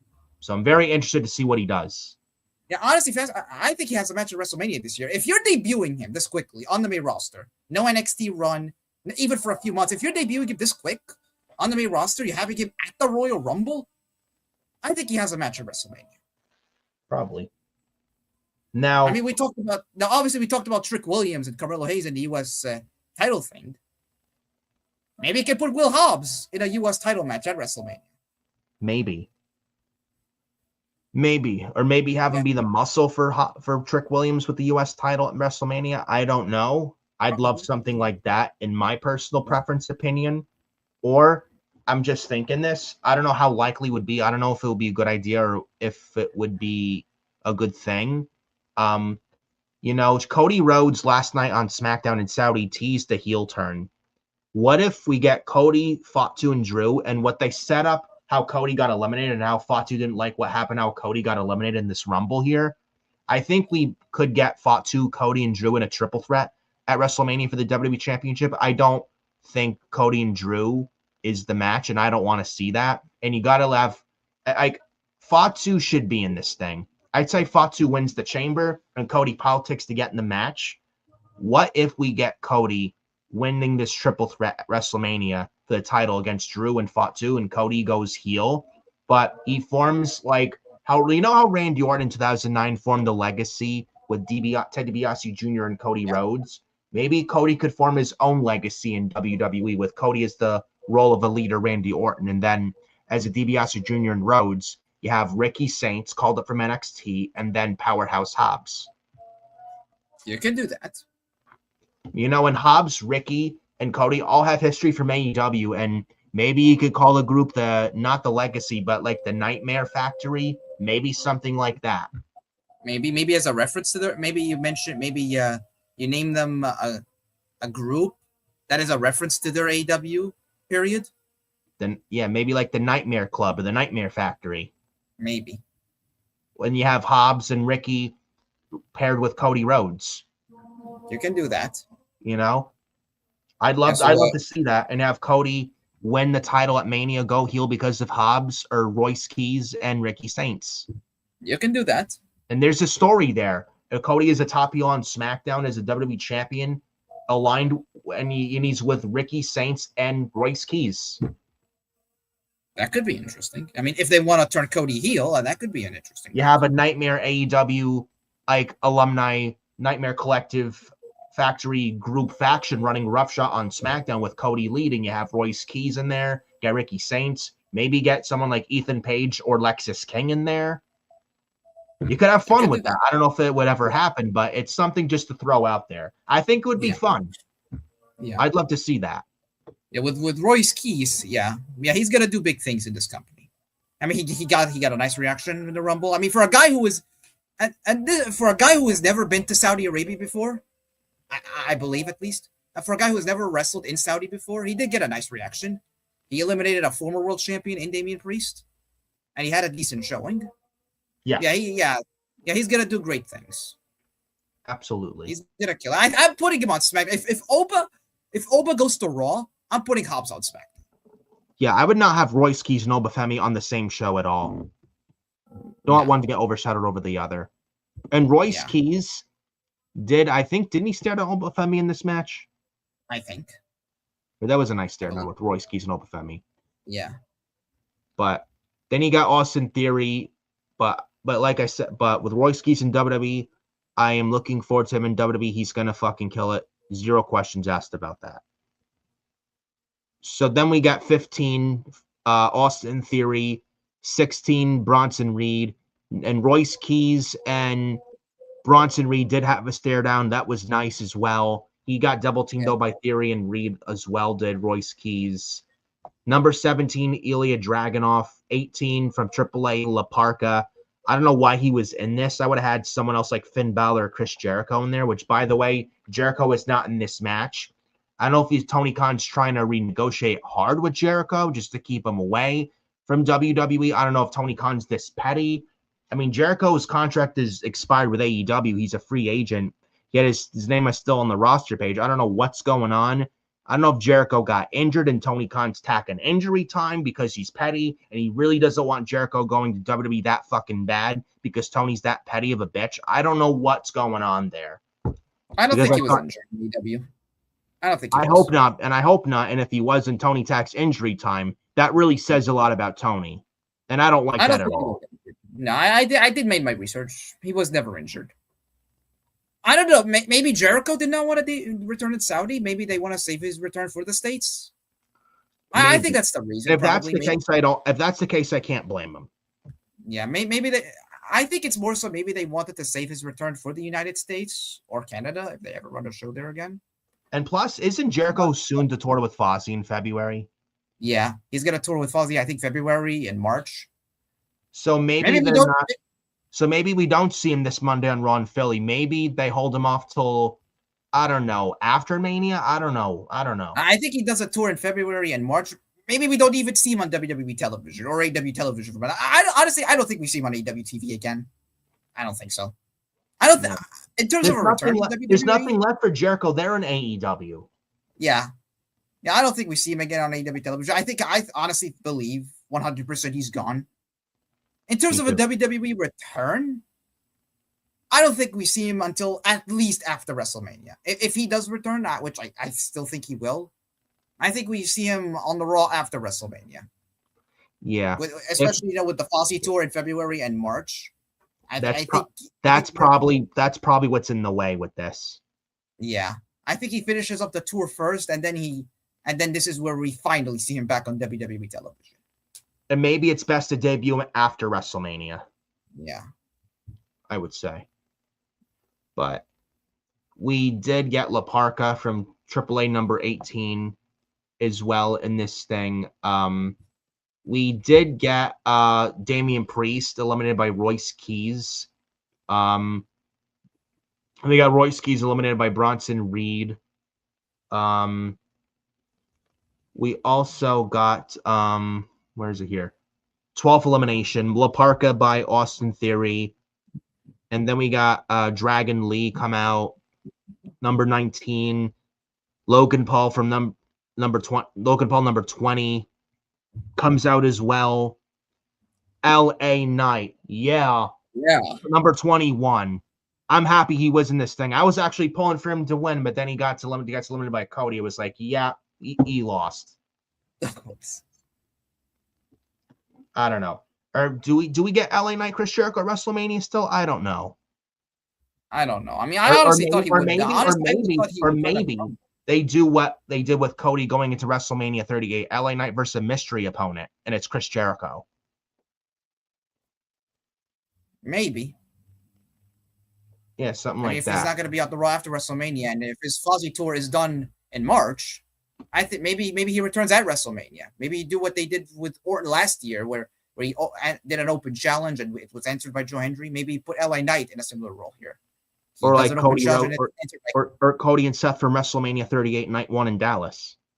Yeah, you have LA Knight in the Rollins role, the Orton role, and then he does an open challenge because he doesn't have a match on the show, and then it's answered by Chris Jericho, and that's when we hear the countdown for Break the Walls Down, but then it transitions to Judas. Yes, I agree, but it makes me wonder what they do with LA Knight at Wrestle. Oh, I think he still gets Jericho, but in that form, yeah, I'd say. Yeah. If Jericho is at WrestleMania, I think that's still the match. Yeah. I think that for the time being, heading into the Chamber, he gets his revenge on the Vision for the beatdown that they gave him. Yeah, I would say. We did get Dragon Lee eliminated by Bronson Reed. Dragon Lee was the 13th one out. He was eliminated by Big Bronson Reed. So the Vision starts to dominate here until they run into LA Knight, and Austin Theory's the 14th out by LA Knight. Yeah. And then we get Bronson Reed out by LA Knight as well, which was a big elimination, and Knight gets Reed out.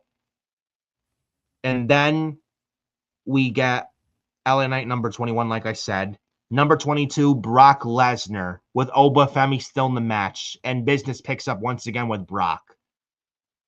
And Brock Lesnar was sending people to Suplex City. He had a little bit of a sequence with Ilya Dragunov. Dragunov and Lesnar is something I'd love to see. Lesnar versus Oba as well. I think that's a match that will happen. Yeah. We did get Dragunov trying to mess with Lesnar, and Lesnar eliminates Dragunov here. We did get a stare down with Oba Femi and Brock Lesnar, man. And that reaction, man. I don't know about you. Do we get Gunther and Brock or Brock and Oba? I think here I would do Brock and Oba. That's probably the Mania match. But the way they set it up, I think it's going to be Brock and Oba at WrestleMania. What do you do with Gunther? Then what do you do with Gunther at WrestleMania? I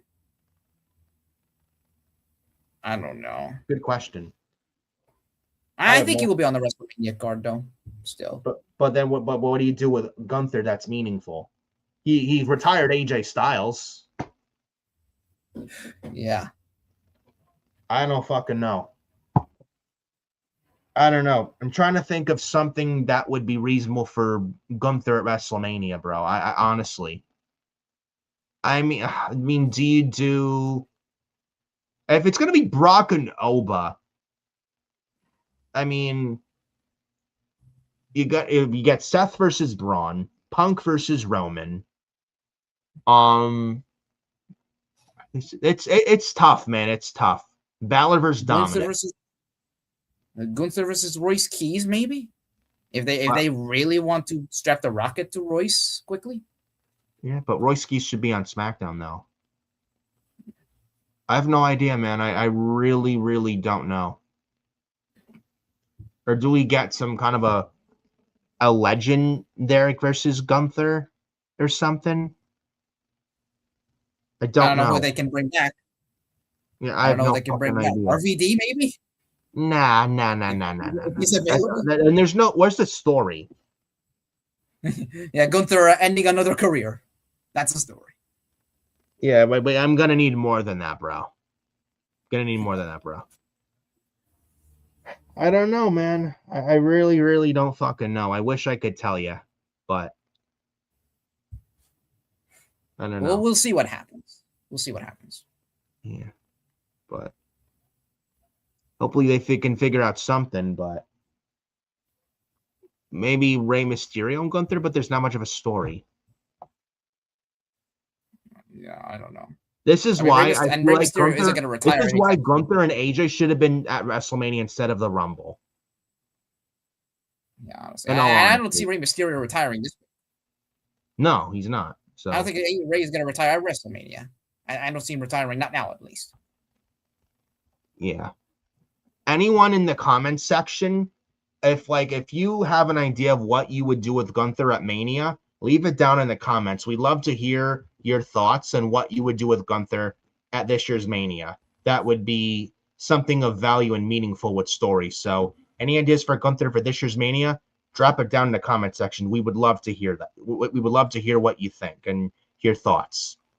So drop it down in the comment section. Then we got Dragunov, he's out by Brock Lesnar. Lesnar and Oba have a stare down, and then Oba goes to Suplex City. And then we get the 17th person eliminated. Hold on. I'm gonna get this thing.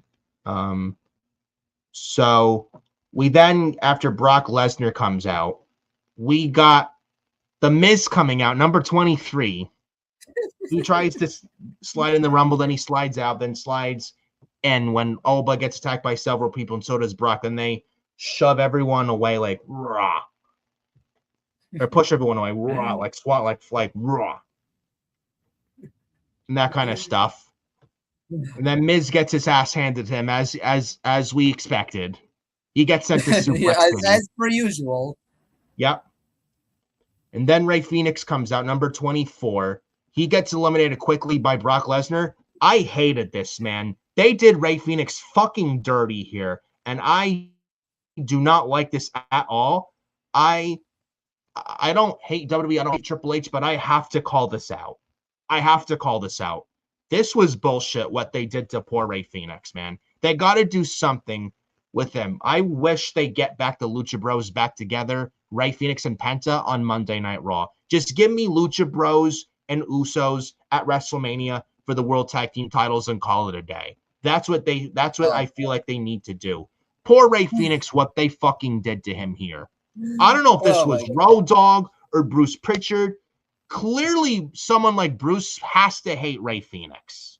Clearly has to hate Rey Fenix. Again, honestly, this is another issue with this match. Honestly, this is another case, another case of WWE. They just wanted to get the fuck out of Saudi. They just wanted to get this done and over with as quickly as possible. Yeah, I mean, what do you think? No fucking shit. Yeah, like why is Rey Fenix being eliminated in like 30 seconds? He was treated like a fucking jobber in this thing. Didn't even get much of any offense. He was treated like a fucking scrub out there. Yeah, he comes into the ring, eats an F5, and then he's eliminated. Fucking terrible. Yeah, he comes into the ring, immediately gets a 5, and then he's tossed out.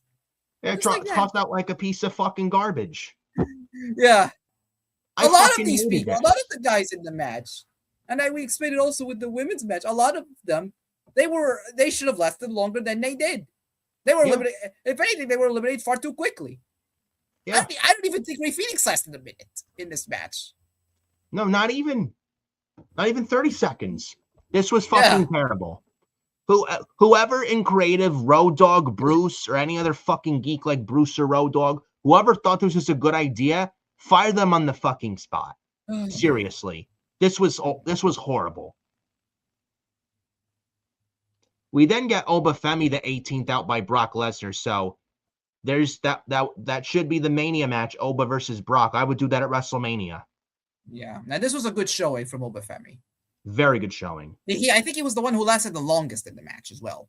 And at number 1, got 5 eliminations, has nothing to be ashamed of. And if you think Obafemi's going to flop in the main roster, think again.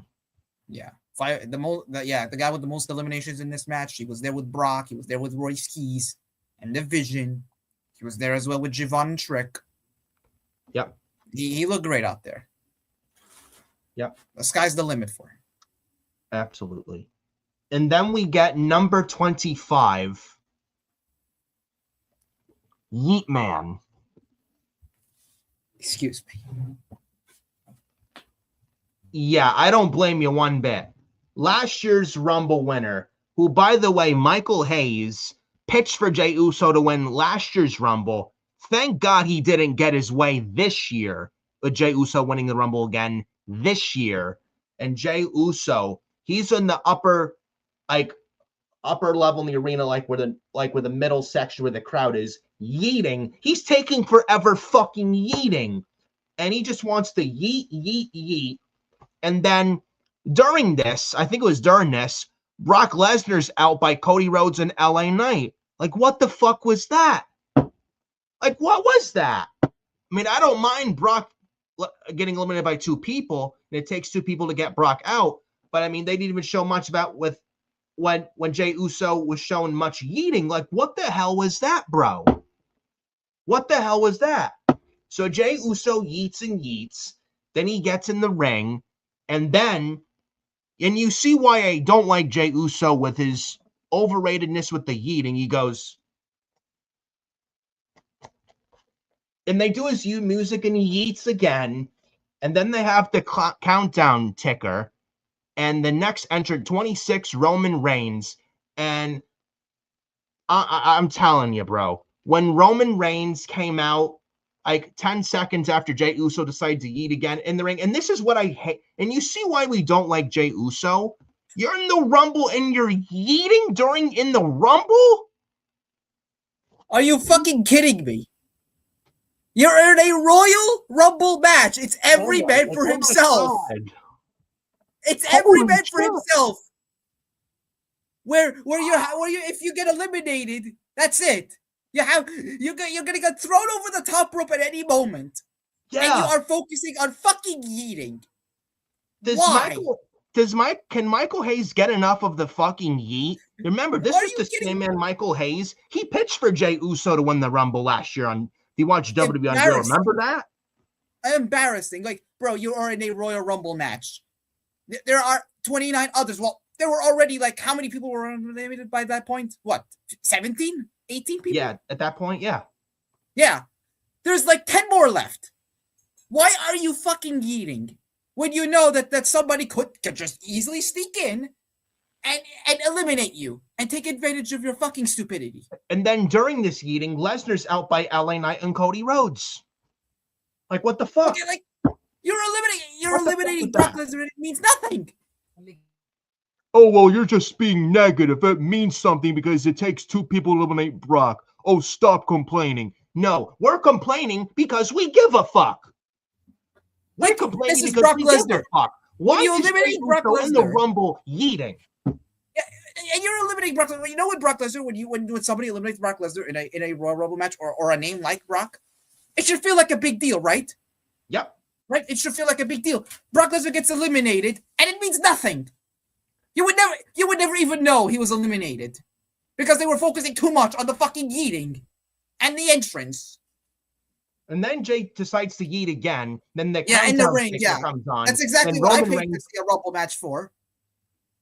That's exactly what I would be doing in a Rumble match, yeeting, and not winning the Rumble or not lasting until at least the end. No, let's yeet. Like, who's getting the hard on for this? Michael Hayes? Bruce Pritchard? Fucking D-O-double-G. Oh, you didn't know? Do they have a hard on for the yeeting? Like, are you joking? And you wonder why this man flopped as the World Heavyweight Champion. And you wonder why. And you wonder why his matches are shit. Yep. You are focusing on the entrance. He's more focused on yeeting than actually put on a good match. Fucking ridiculous. You see why CM Punk had the worst match of his WWE career against this man. And yet, idiots on social media were saying, oh, this was Jey Uso's best match, the match with Punk on November 1st, Saturday night's main event in Utah last November. What the fuck were you watching? That match was fucking terrible. That match was fucking this man was gassed by the time he entered the ring. Dude, he botched a neck breaker, that CM Punk neck breaker. Jey Uso botched the landing of a neck breaker cell. And Punk legit kicked him in the head because Punk was legit pissed that I Jay don't blame him. botched the selling. Yeah, I don't blame him. This is what happens when a guy gets gassed out by the time he makes it to the ring because he's too focused on his entrance. Yeah. And then the countdown ticker comes on, the 10, 9, 8, 7, 6, 5, 4, 3, 2, 1 countdown ticker. When that pops up, when Jey Uso decides to eat in the ring, decides to eat for a second time when he's in the ring in the match. And then Roman Reigns comes out 26. And I was so, and dude, Roman came out, interrupted the yeeting. I could not have been more happy to see Roman Reigns here. Literally, yeah. Thank you, Roman, for interrupting some more nauseating yeeting. Thank you, Roman Reigns. I could not have been more happier to see Roman Reigns come out. Literally, he saved us from this atrocity. Yeah. And then when he gets in the ring, then he gets in the ring, right? And then Miz gets speared. Oh, then Roman's all business. He does the ooh-ah. He spears Miz. Miz is out by Roman. And Miz, another Rumble with 0 eliminations, by the way. Miz has been in the Rumble for several years. He's eliminated, what, 2 people throughout his whole times in the Rumble? Yeah. Yeah, he's eliminated Alex Riley. Who? Exactly. Yeah. And R-Truth. Yeah. Jobber. And only 2 people. He's been in 17 Royal Rumble matches. He's been in this was his 17th Royal Rumble match. Fun little fact right here. Yeah, his 17th Royal Rumble match. And he has only eliminated 2 people. The 2 people, mind you, were in the same match, the 2012 Royal Rumble. Now he's in his next Rumble, like 17th Rumble, this one tonight, 2026. He gets 0 eliminations, and he's 23, and he gets eliminated by the 26th entrant, Roman Reigns, and Miz having 0 eliminations. By the way, and didn't Roman eliminate Miz in last year's Rumble? I think. Second year in a row, Miz eliminated in the Rumble by Roman. Oh, but the Miz is awesome. He's a Rumble master. Rumble master, my ass. My ass. Yeah. More like a Rumble joke. Yeah. So Miz is tossed out by Roman Reigns. Yeah. Thanks for coming, Miz. And then we get LA Knight eliminated by Cody Rhodes off the disaster kick. So then I was like, yeah, I think, Roman. My pick was Roman winning. LA Knight would have been nice, but then LA Knight gets out. I'm like, yep, Roman's going to win. And then we get so then Roman Reigns enters. And then we get 27, Jacob fought 2. And I think when Roman Reigns just came out too, then Jay and Roman were going to eat together. And then Jay was doing that again was Jey Uso. And then Roman's like, and then right when the Jey Uso music was going to hit, Roman Reigns gives Jay an uppercut. And I'm like, yes, thank you, Roman, again, for cutting off Yeet again. Thank you, Roman Reigns. Even Roman didn't want to Yeet. Even he knew it was bad. Even he knows Yeet, man, can't fucking wrestle and he blows. So thank you, Roman Reigns.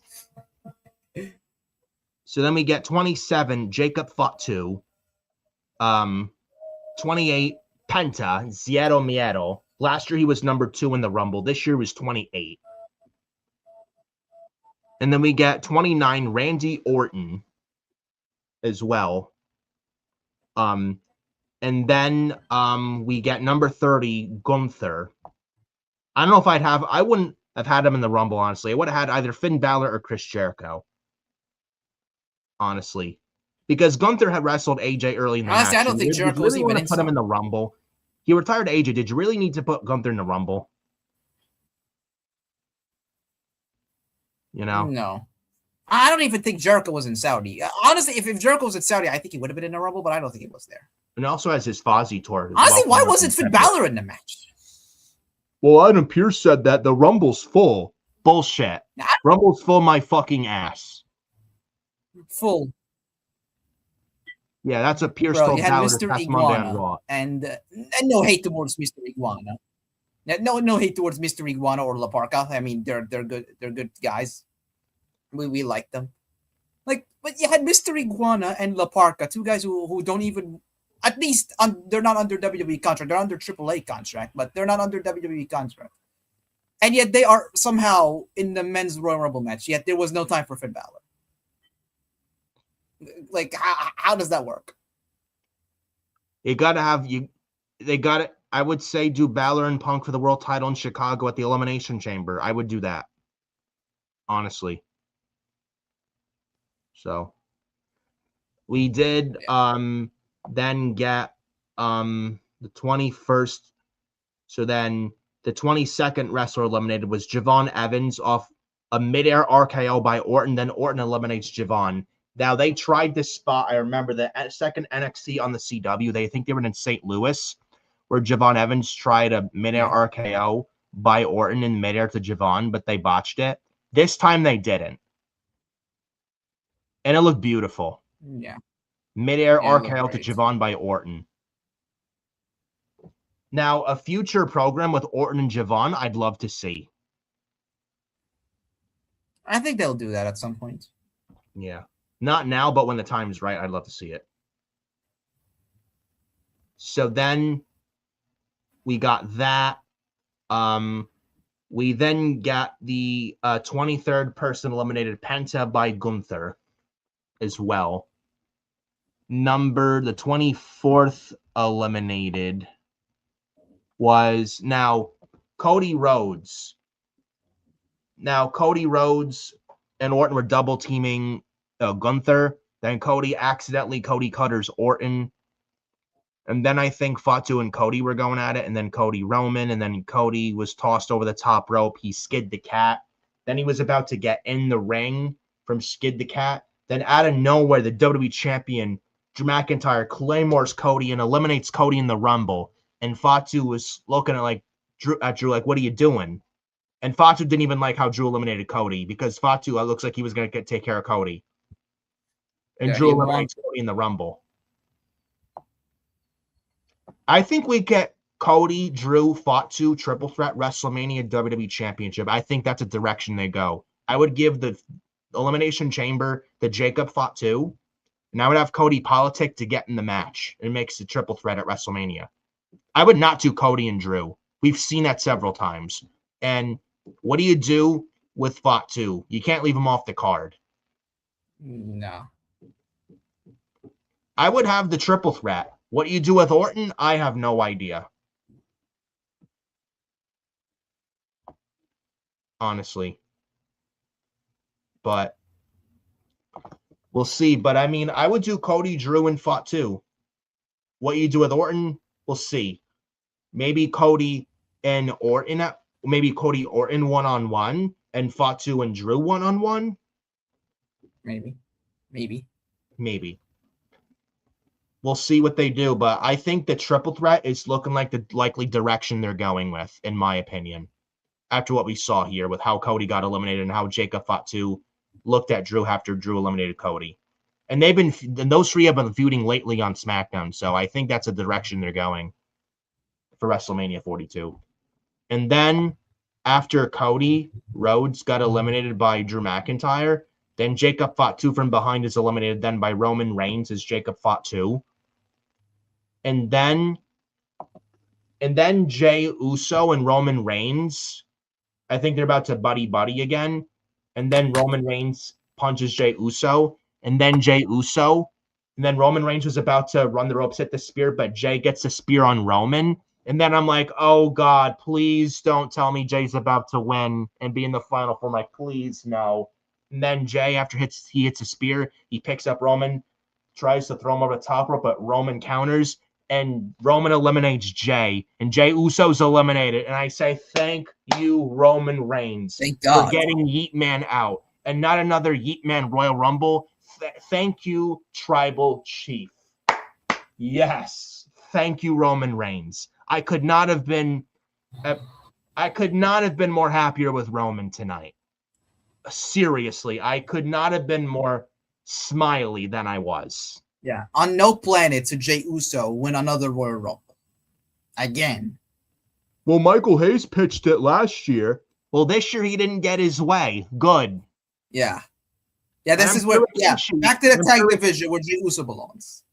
Yep, and I'm sure Rikishi was crying as we speak as well, saying, "Hey, what are you doing? That's my son." I guarantee you we're gonna hear him say this on this podcast. You won't hear You the know end of him. it, bro, from Rikishi. Yeah. I mean, Roman won. I mean, he's still family. Shouldn't he be happy? Well, that's my. Oh, it's not my son. Yeah, let Rikishi cry. All he wants. That his son didn't win the Rumble yet again. Thank you, Roman, for eliminating Jay and saving us from another Yeet Man Rumble. Thank you, Roman Reigns. Thank you, Roman Reigns.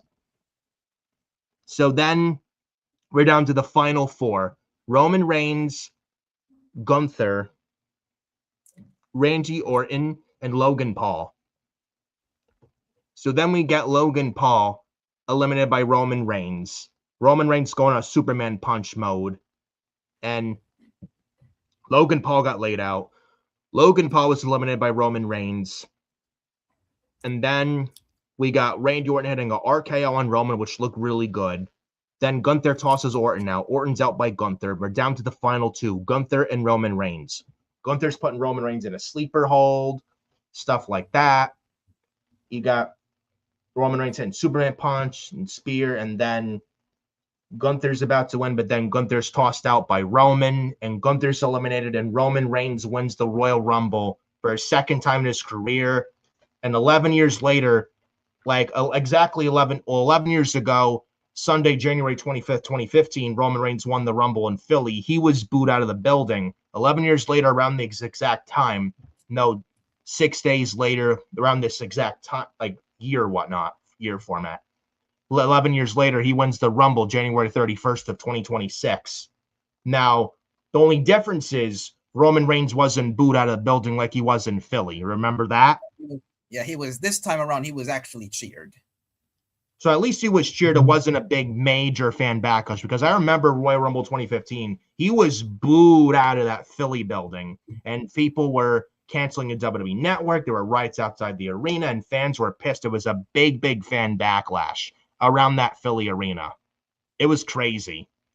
And they did not want Roman winning, and he was booed out the fucking building. At least here he was not. It was the complete opposite. So Roman wins the Rumble. He goes to WrestleMania. Do you think this is the right move? See, I mean, I don't think Roman needed it, but what else could you have done? I mean, Triple H has been in charge, taking over for Vince for at least a couple years. I mean, he hasn't created one new star yet. He hasn't created any new stars so far, but it takes time to build up new stars. Obafemi is just getting started. Triple H does know how to make new stars. He will. He can, and he does, and he will. But it takes time to build these people up to make great new stars. Like Obafemi, Gunther, Javon Evans, Trick Williams. They're just getting started. It takes time to build them up. It doesn't happen overnight. I mean, I wouldn't say that he hasn't built any since he took over. I mean, there's like Dominic, for example. And there's Io, but even though they worked in NXT, he booked her in NXT as Io Shirai. And he gave Rhea Ripley a much better made roster run than what she had under Vince. And did you hear that after the Royal Rumble post show that the Saudi fans were chanting when Triple H was interviewed, I think, talking about the Rumble show? There were Saudi fans chanting, "We want Vince, we want Vince." I kid you not. Idiots. I kid you not. Idiots. Yeah, I seen this on social media before we went live here. I kid you not, bro. Chance of "we want Vince." Let me tell you something. Anybody who wants Vince back, go back and watch 2018. Go back and watch 2018, even 2019, and even the Thunderdome era 2020 and 2021 even. Go back and watch those, and I dare you to say, yeah, Triple H is worse and is a worse booker than Vince, and is worse than Vince, and Triple H should be fired and Vince should be back. Idiots. Are you really sure about that? Be careful what you wish for. That's what I say. Be careful what you wish for. Yes, Triple H is not perfect, but is it better than him? Is it better than with him than with Vince? Abso-fucking-lutely yes. Well, Absolutely yes. Nobody wants Vince there. Nobody. why? Why? Because he booked Roman to win the Rumble? Let me tell you something. If Vince was in charge, I guarantee you'd see that same result. 90% of today's WWE current main roster would not be there if Vince was there. Yeah. Io Sky would not be there. Rhea Ripley would probably be released. CM Punk would not be there. Royce Keys, you think he'd be in WWE or Ricky Saints? Fuck no.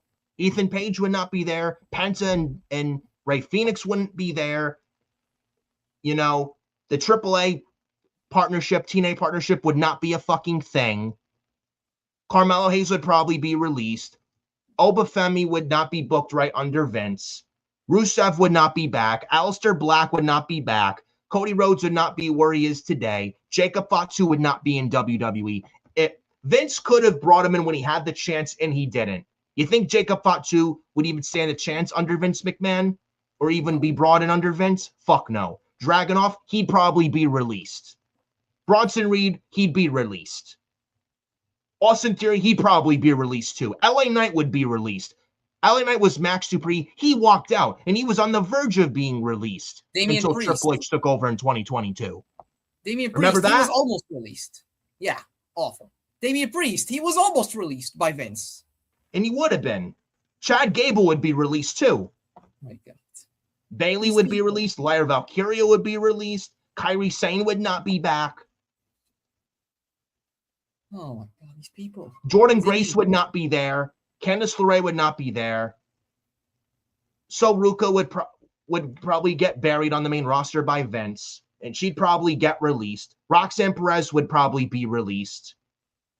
Yeah. Raquel Rodriguez would be released. Stephanie Vaquero and Julia would not even be in the WWE. And you really want Vince McMahon back. Idiots. This is why brain testing is needed. I'm concerned. Mental illness is a real thing, and people really need to get their heads checked. Seriously. Literally. This is. Do these people have CTE? If that's the case, they need to get their fucking brains checked. Yeah. Anybody who wants Vince back or thinks that Triple H sucks and is worse than Vince and that he should be fired and that Vince should be back, anyone who says that, you are permanently blocked, no questions asked, and you're a fucking idiot. No wonder Hunter went on that interview and told people to fuck off. No wonder.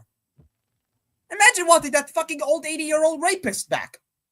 Now, the past year from 2025, Triple H has played it safe. Yes, he has. It's not perfect under him. Could he do better? Yes. Does he have flaws? Yes. Is the honeymoon wearing off or is weared off? Yes. Is he bad at his job?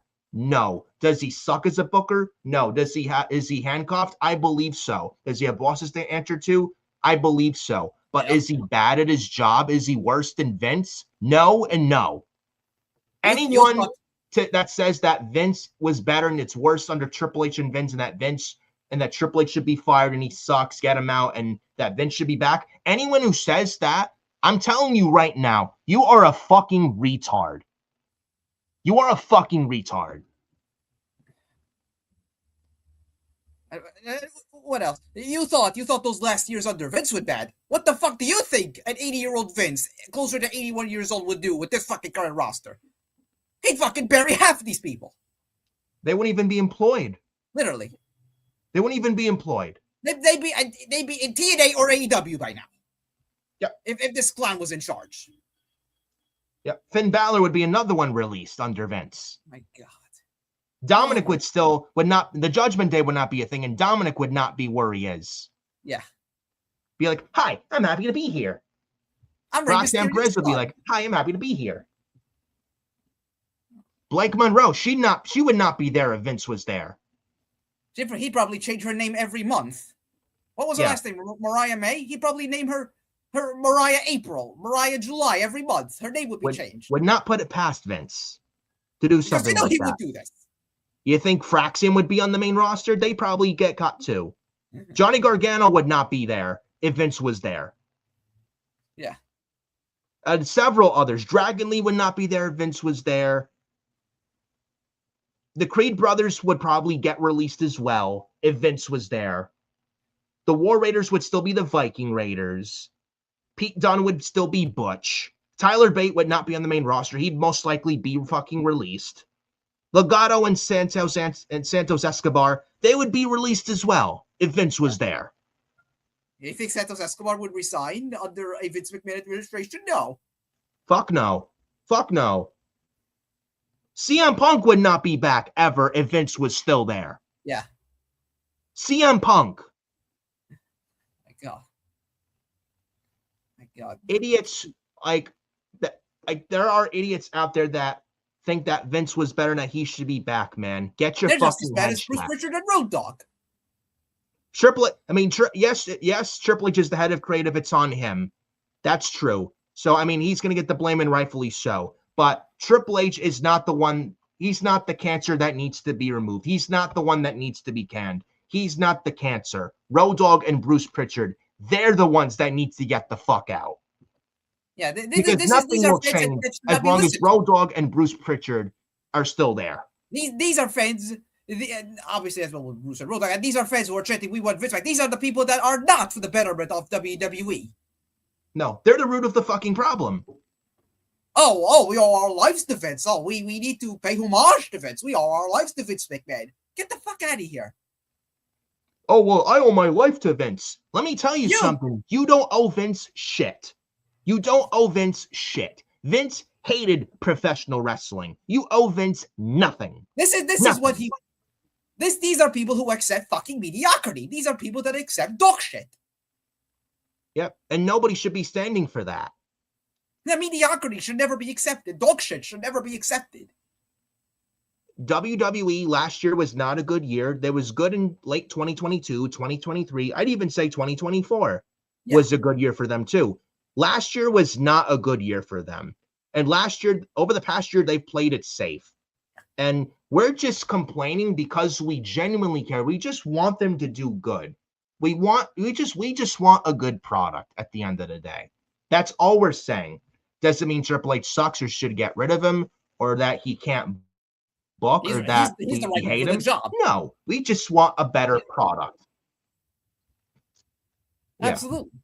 And he's the right guy. We're just saying, and we don't hold much hope, but last year was so bad that we're hoping this year's better. Not holding much breath. The Rumble wasn't bad today, but we just want a better product. We just want better this year than last year because last year was not good. And we just want a good product and we care.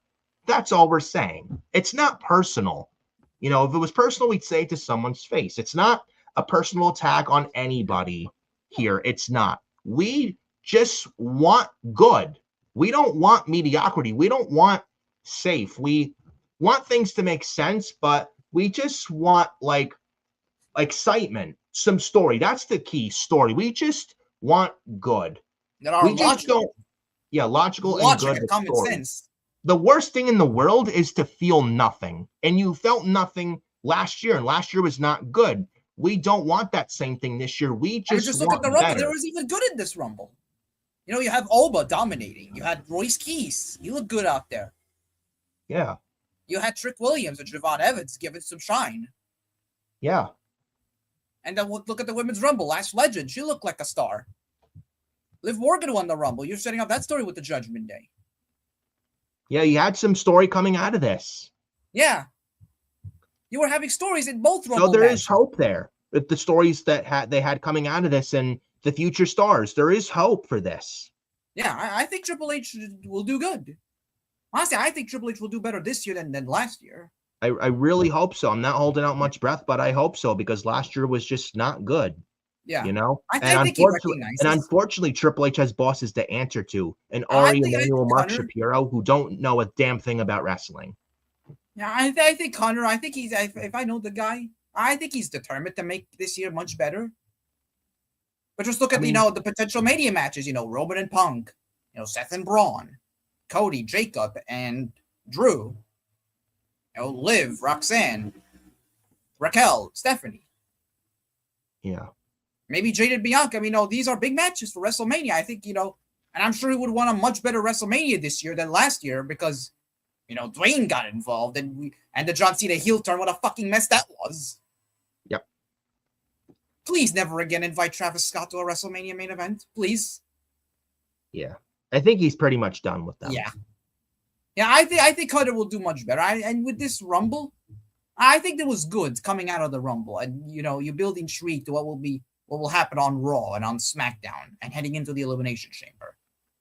Now, the build to this Rumble was very lackluster, and this wasn't bad, this show, the Rumble, but it could have been better. But it just goes to show these Saudi shows don't mean anything, and I can't wait. It's like you've said, and I've said throughout multiple times throughout the show, feels like they didn't even want to be there in Saudi. They just wanted to be in there and get the fuck out. They got their money. They really don't want anything. They want absolutely nothing to do with Saudi. They just want to get in, get the fuck out, and then back to the US and do what they really need to do.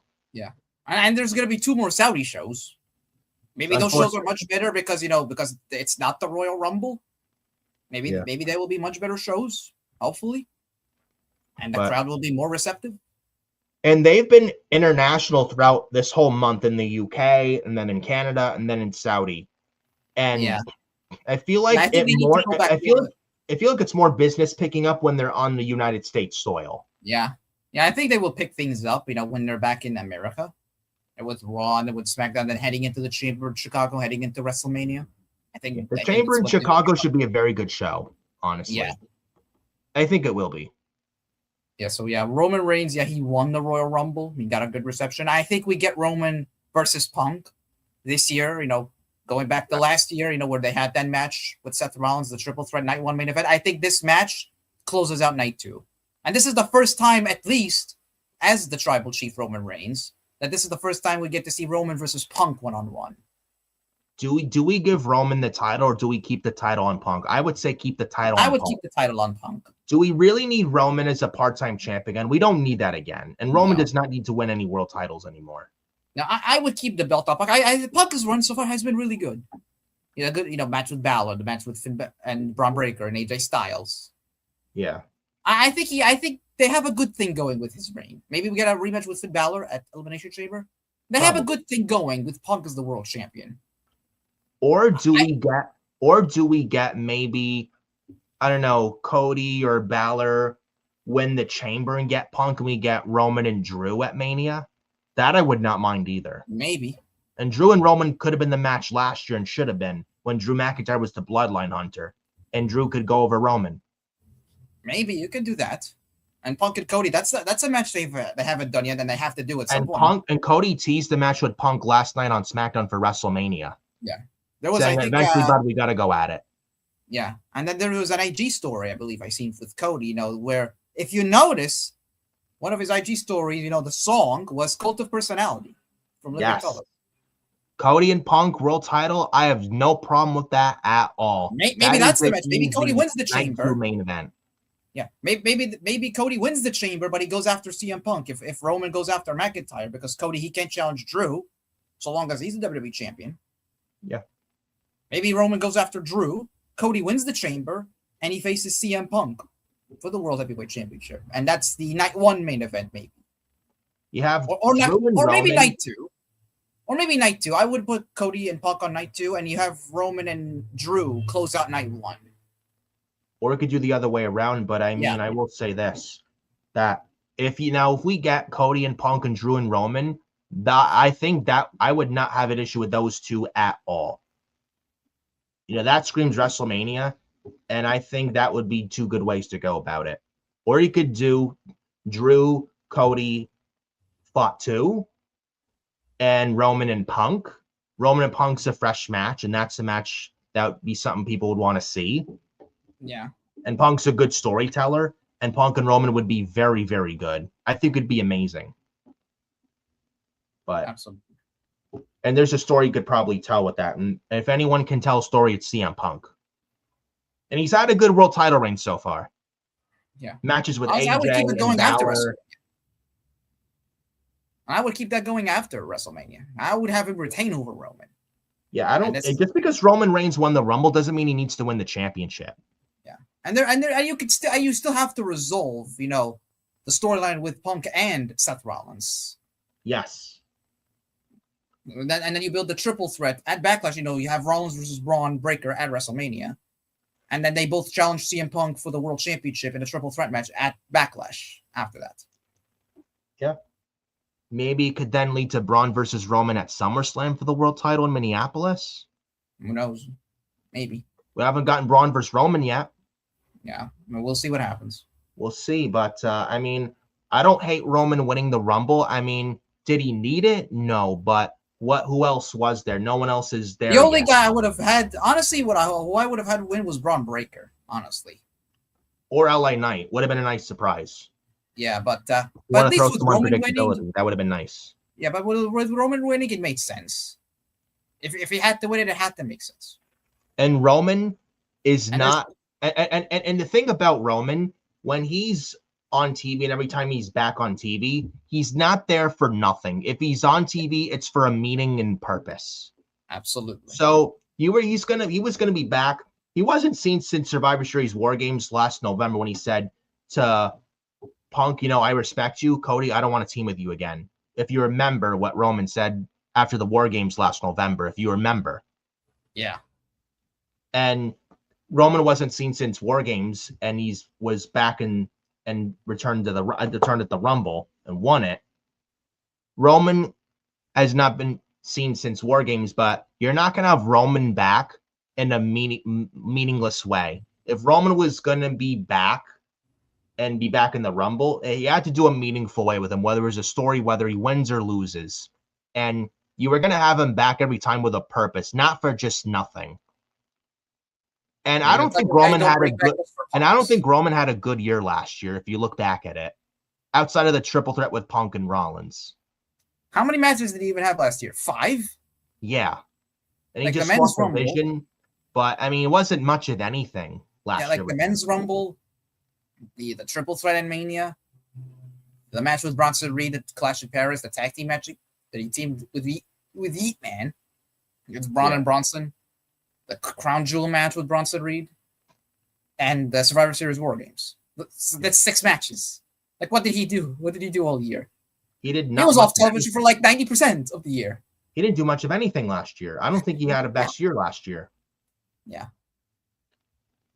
When Roman is on TV, it matters. When Roman's on TV, it makes things better. I'm guessing that's because of his schedule. That's why he had his very few matches last year. I don't know. But I will say this. Roman Reigns is on TV. It makes TV a lot better and must-see. Like, he makes it better. He makes things are better when he's there. And it just shows how valuable Roman Reigns truly is. And, I mean, do I hate him winning the Rumble? No. Is it like a big backlash how he won in 2015? Complete opposite. Nothing like that. 2015 when he won was bad. This was not bad with him winning it. So, I don't hate it. Does he need it? No. But do I hate it? No. No. Where do I think we get? I think we do Roman and Punk. If it's not that, Roman and Drew. I know Dave Meltzer said it's going to be Cody and Roman. Who no one knows what's going on with Mania except Triple H and Nick Khan. Meltzer knows nothing, and neither does Alvarez or any other of the dirt sheets that want to try and predict the WrestleMania card. No dirt sheets know anything with the Mania card this year, except Triple H and Nick Khan. That's it. So, this Rumble, it wasn't even a bad show, but the Saudi crowd didn't really help much with the show. They were silent throughout multiple parts of the show. And I don't know if you saw the lighting in the stadium crowd. It felt like empty seats. I don't know if you caught that. I seen the picture. I honestly, same thing. I honestly thought it was it felt like there was like low attendance. I honestly thought it was empty, but then I think there was pictures that fans took during the show. There wasn't an empty seat. I've seen the pictures that fans took who attended the show. It wasn't an empty seat. There were people there. I guess the lighting looked weird though.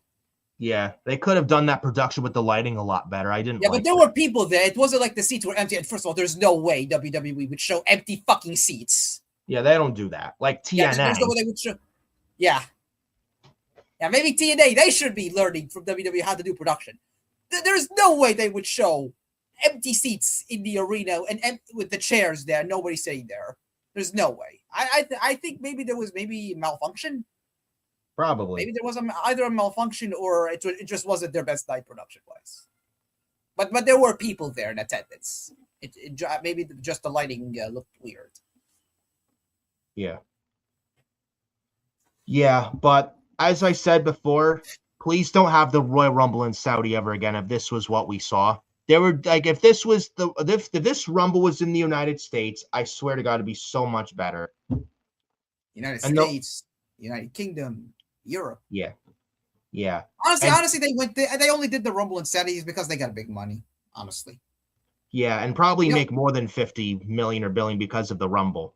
Yeah. Imagine what they'll make with WrestleMania next year in Saudi. Yeah, that's honestly why they had the Rumble in Saudi, because the Saudi people, they gave them, astronomical number, maybe $100 million, maybe $200 million, and WWE took it. That's honestly why. Yeah. And it's like they just want and it's like they just didn't want to be there. It's like, okay, we're here now. Can we get out? That's what the mentality felt like with that. With WWE. And there were questionable things, especially with the amount of people in the men's and women's Rumble that were eliminated just so quickly. Yeah. I just honestly wanted to end it as fast as possible.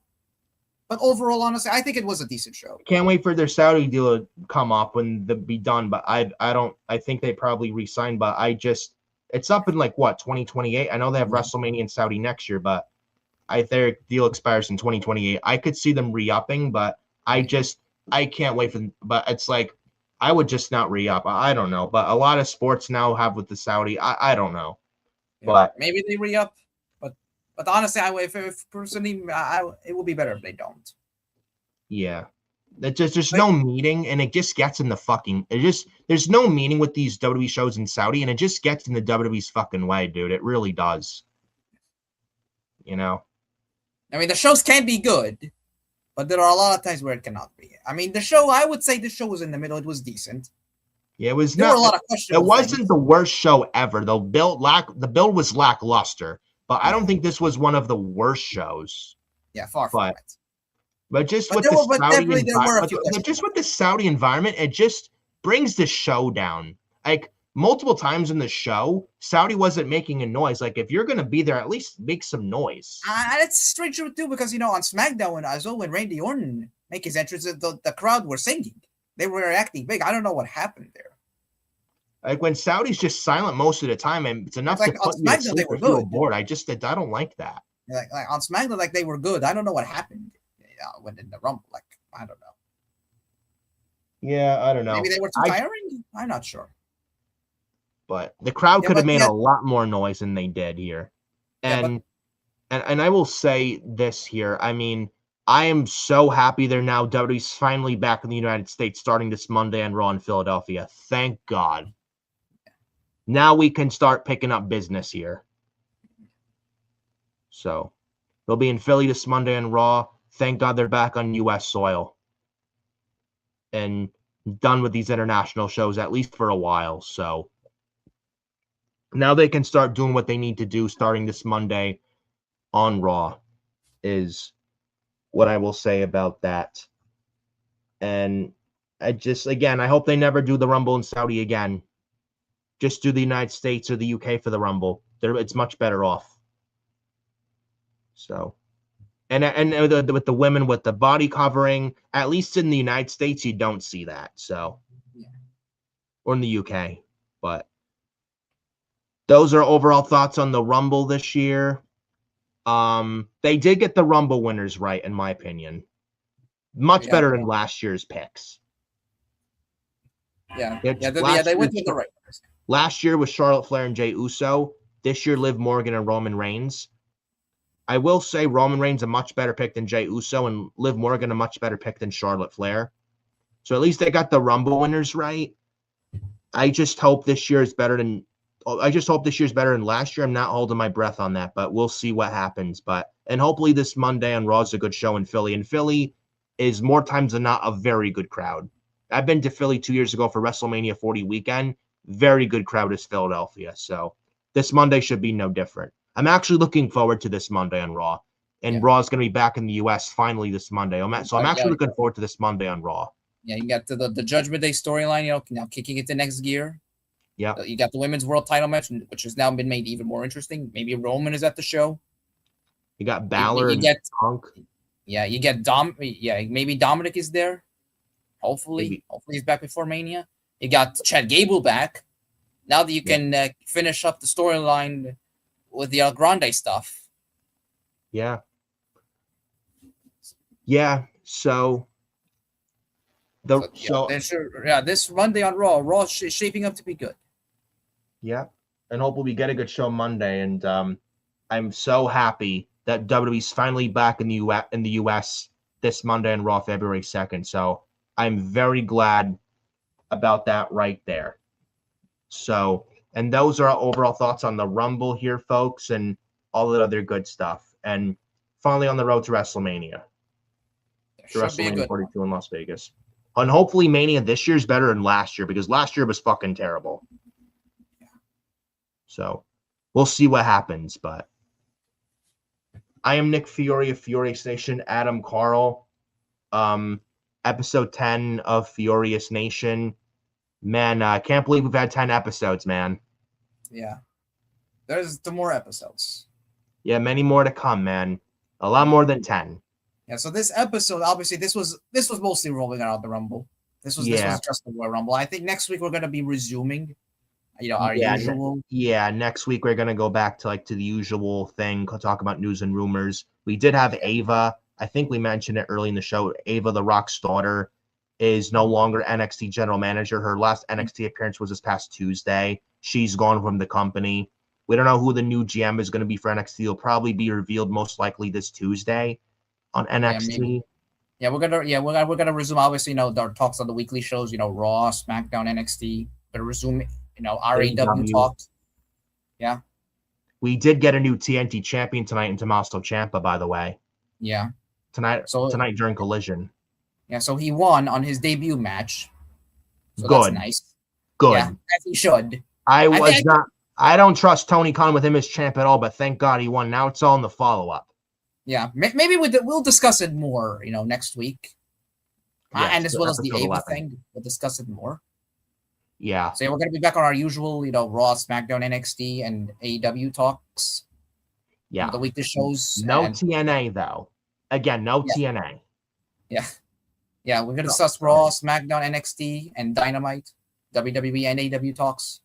In news and rumors. So, we're going to talk about Ava and Ciampa. Ava leaving NXT, leaving WWE, and Ciampa winning the TNT title on Collision. Yep, etc. We'll resume back to those talks next week for episode 11. So, tonight was just talking about the Rumble. Yeah, next week we're going to be back to, our, normal things. Yeah. So, that will be for episode 11, around 8:30 for episode 11. Next week for February the 7th for episode 11 right here on YouTube. So that will most likely be the case for back to resuming normal discussion next week. But we appreciate you showing up here, though, regarding the Rumble and stuff. And we appreciate every single one of you, love every single one of you. And we're glad you joined us here. So it's grateful as usual. And hit the like on the video, subscribe to FioriousNation, hit the bell for all notifications once you do subscribe to FioriousNation. It would help in the YouTube algorithm. So go like, subscribe, and hit the bell for all notifications whenever we're live. And you're notified whenever we're live here on YouTube every Saturday night for the Forbidden Podcast. Follow me, X at FioriNick579, Adam Carl on X at AdamCarl2005, all that good stuff. And Instagram, TikTok, Facebook, all that good stuff. Adam Carl, any other words before we get the hell out of here? It's great doing this show. It's great doing it. And, always. Now, if you're watching, I hope everybody has a good day.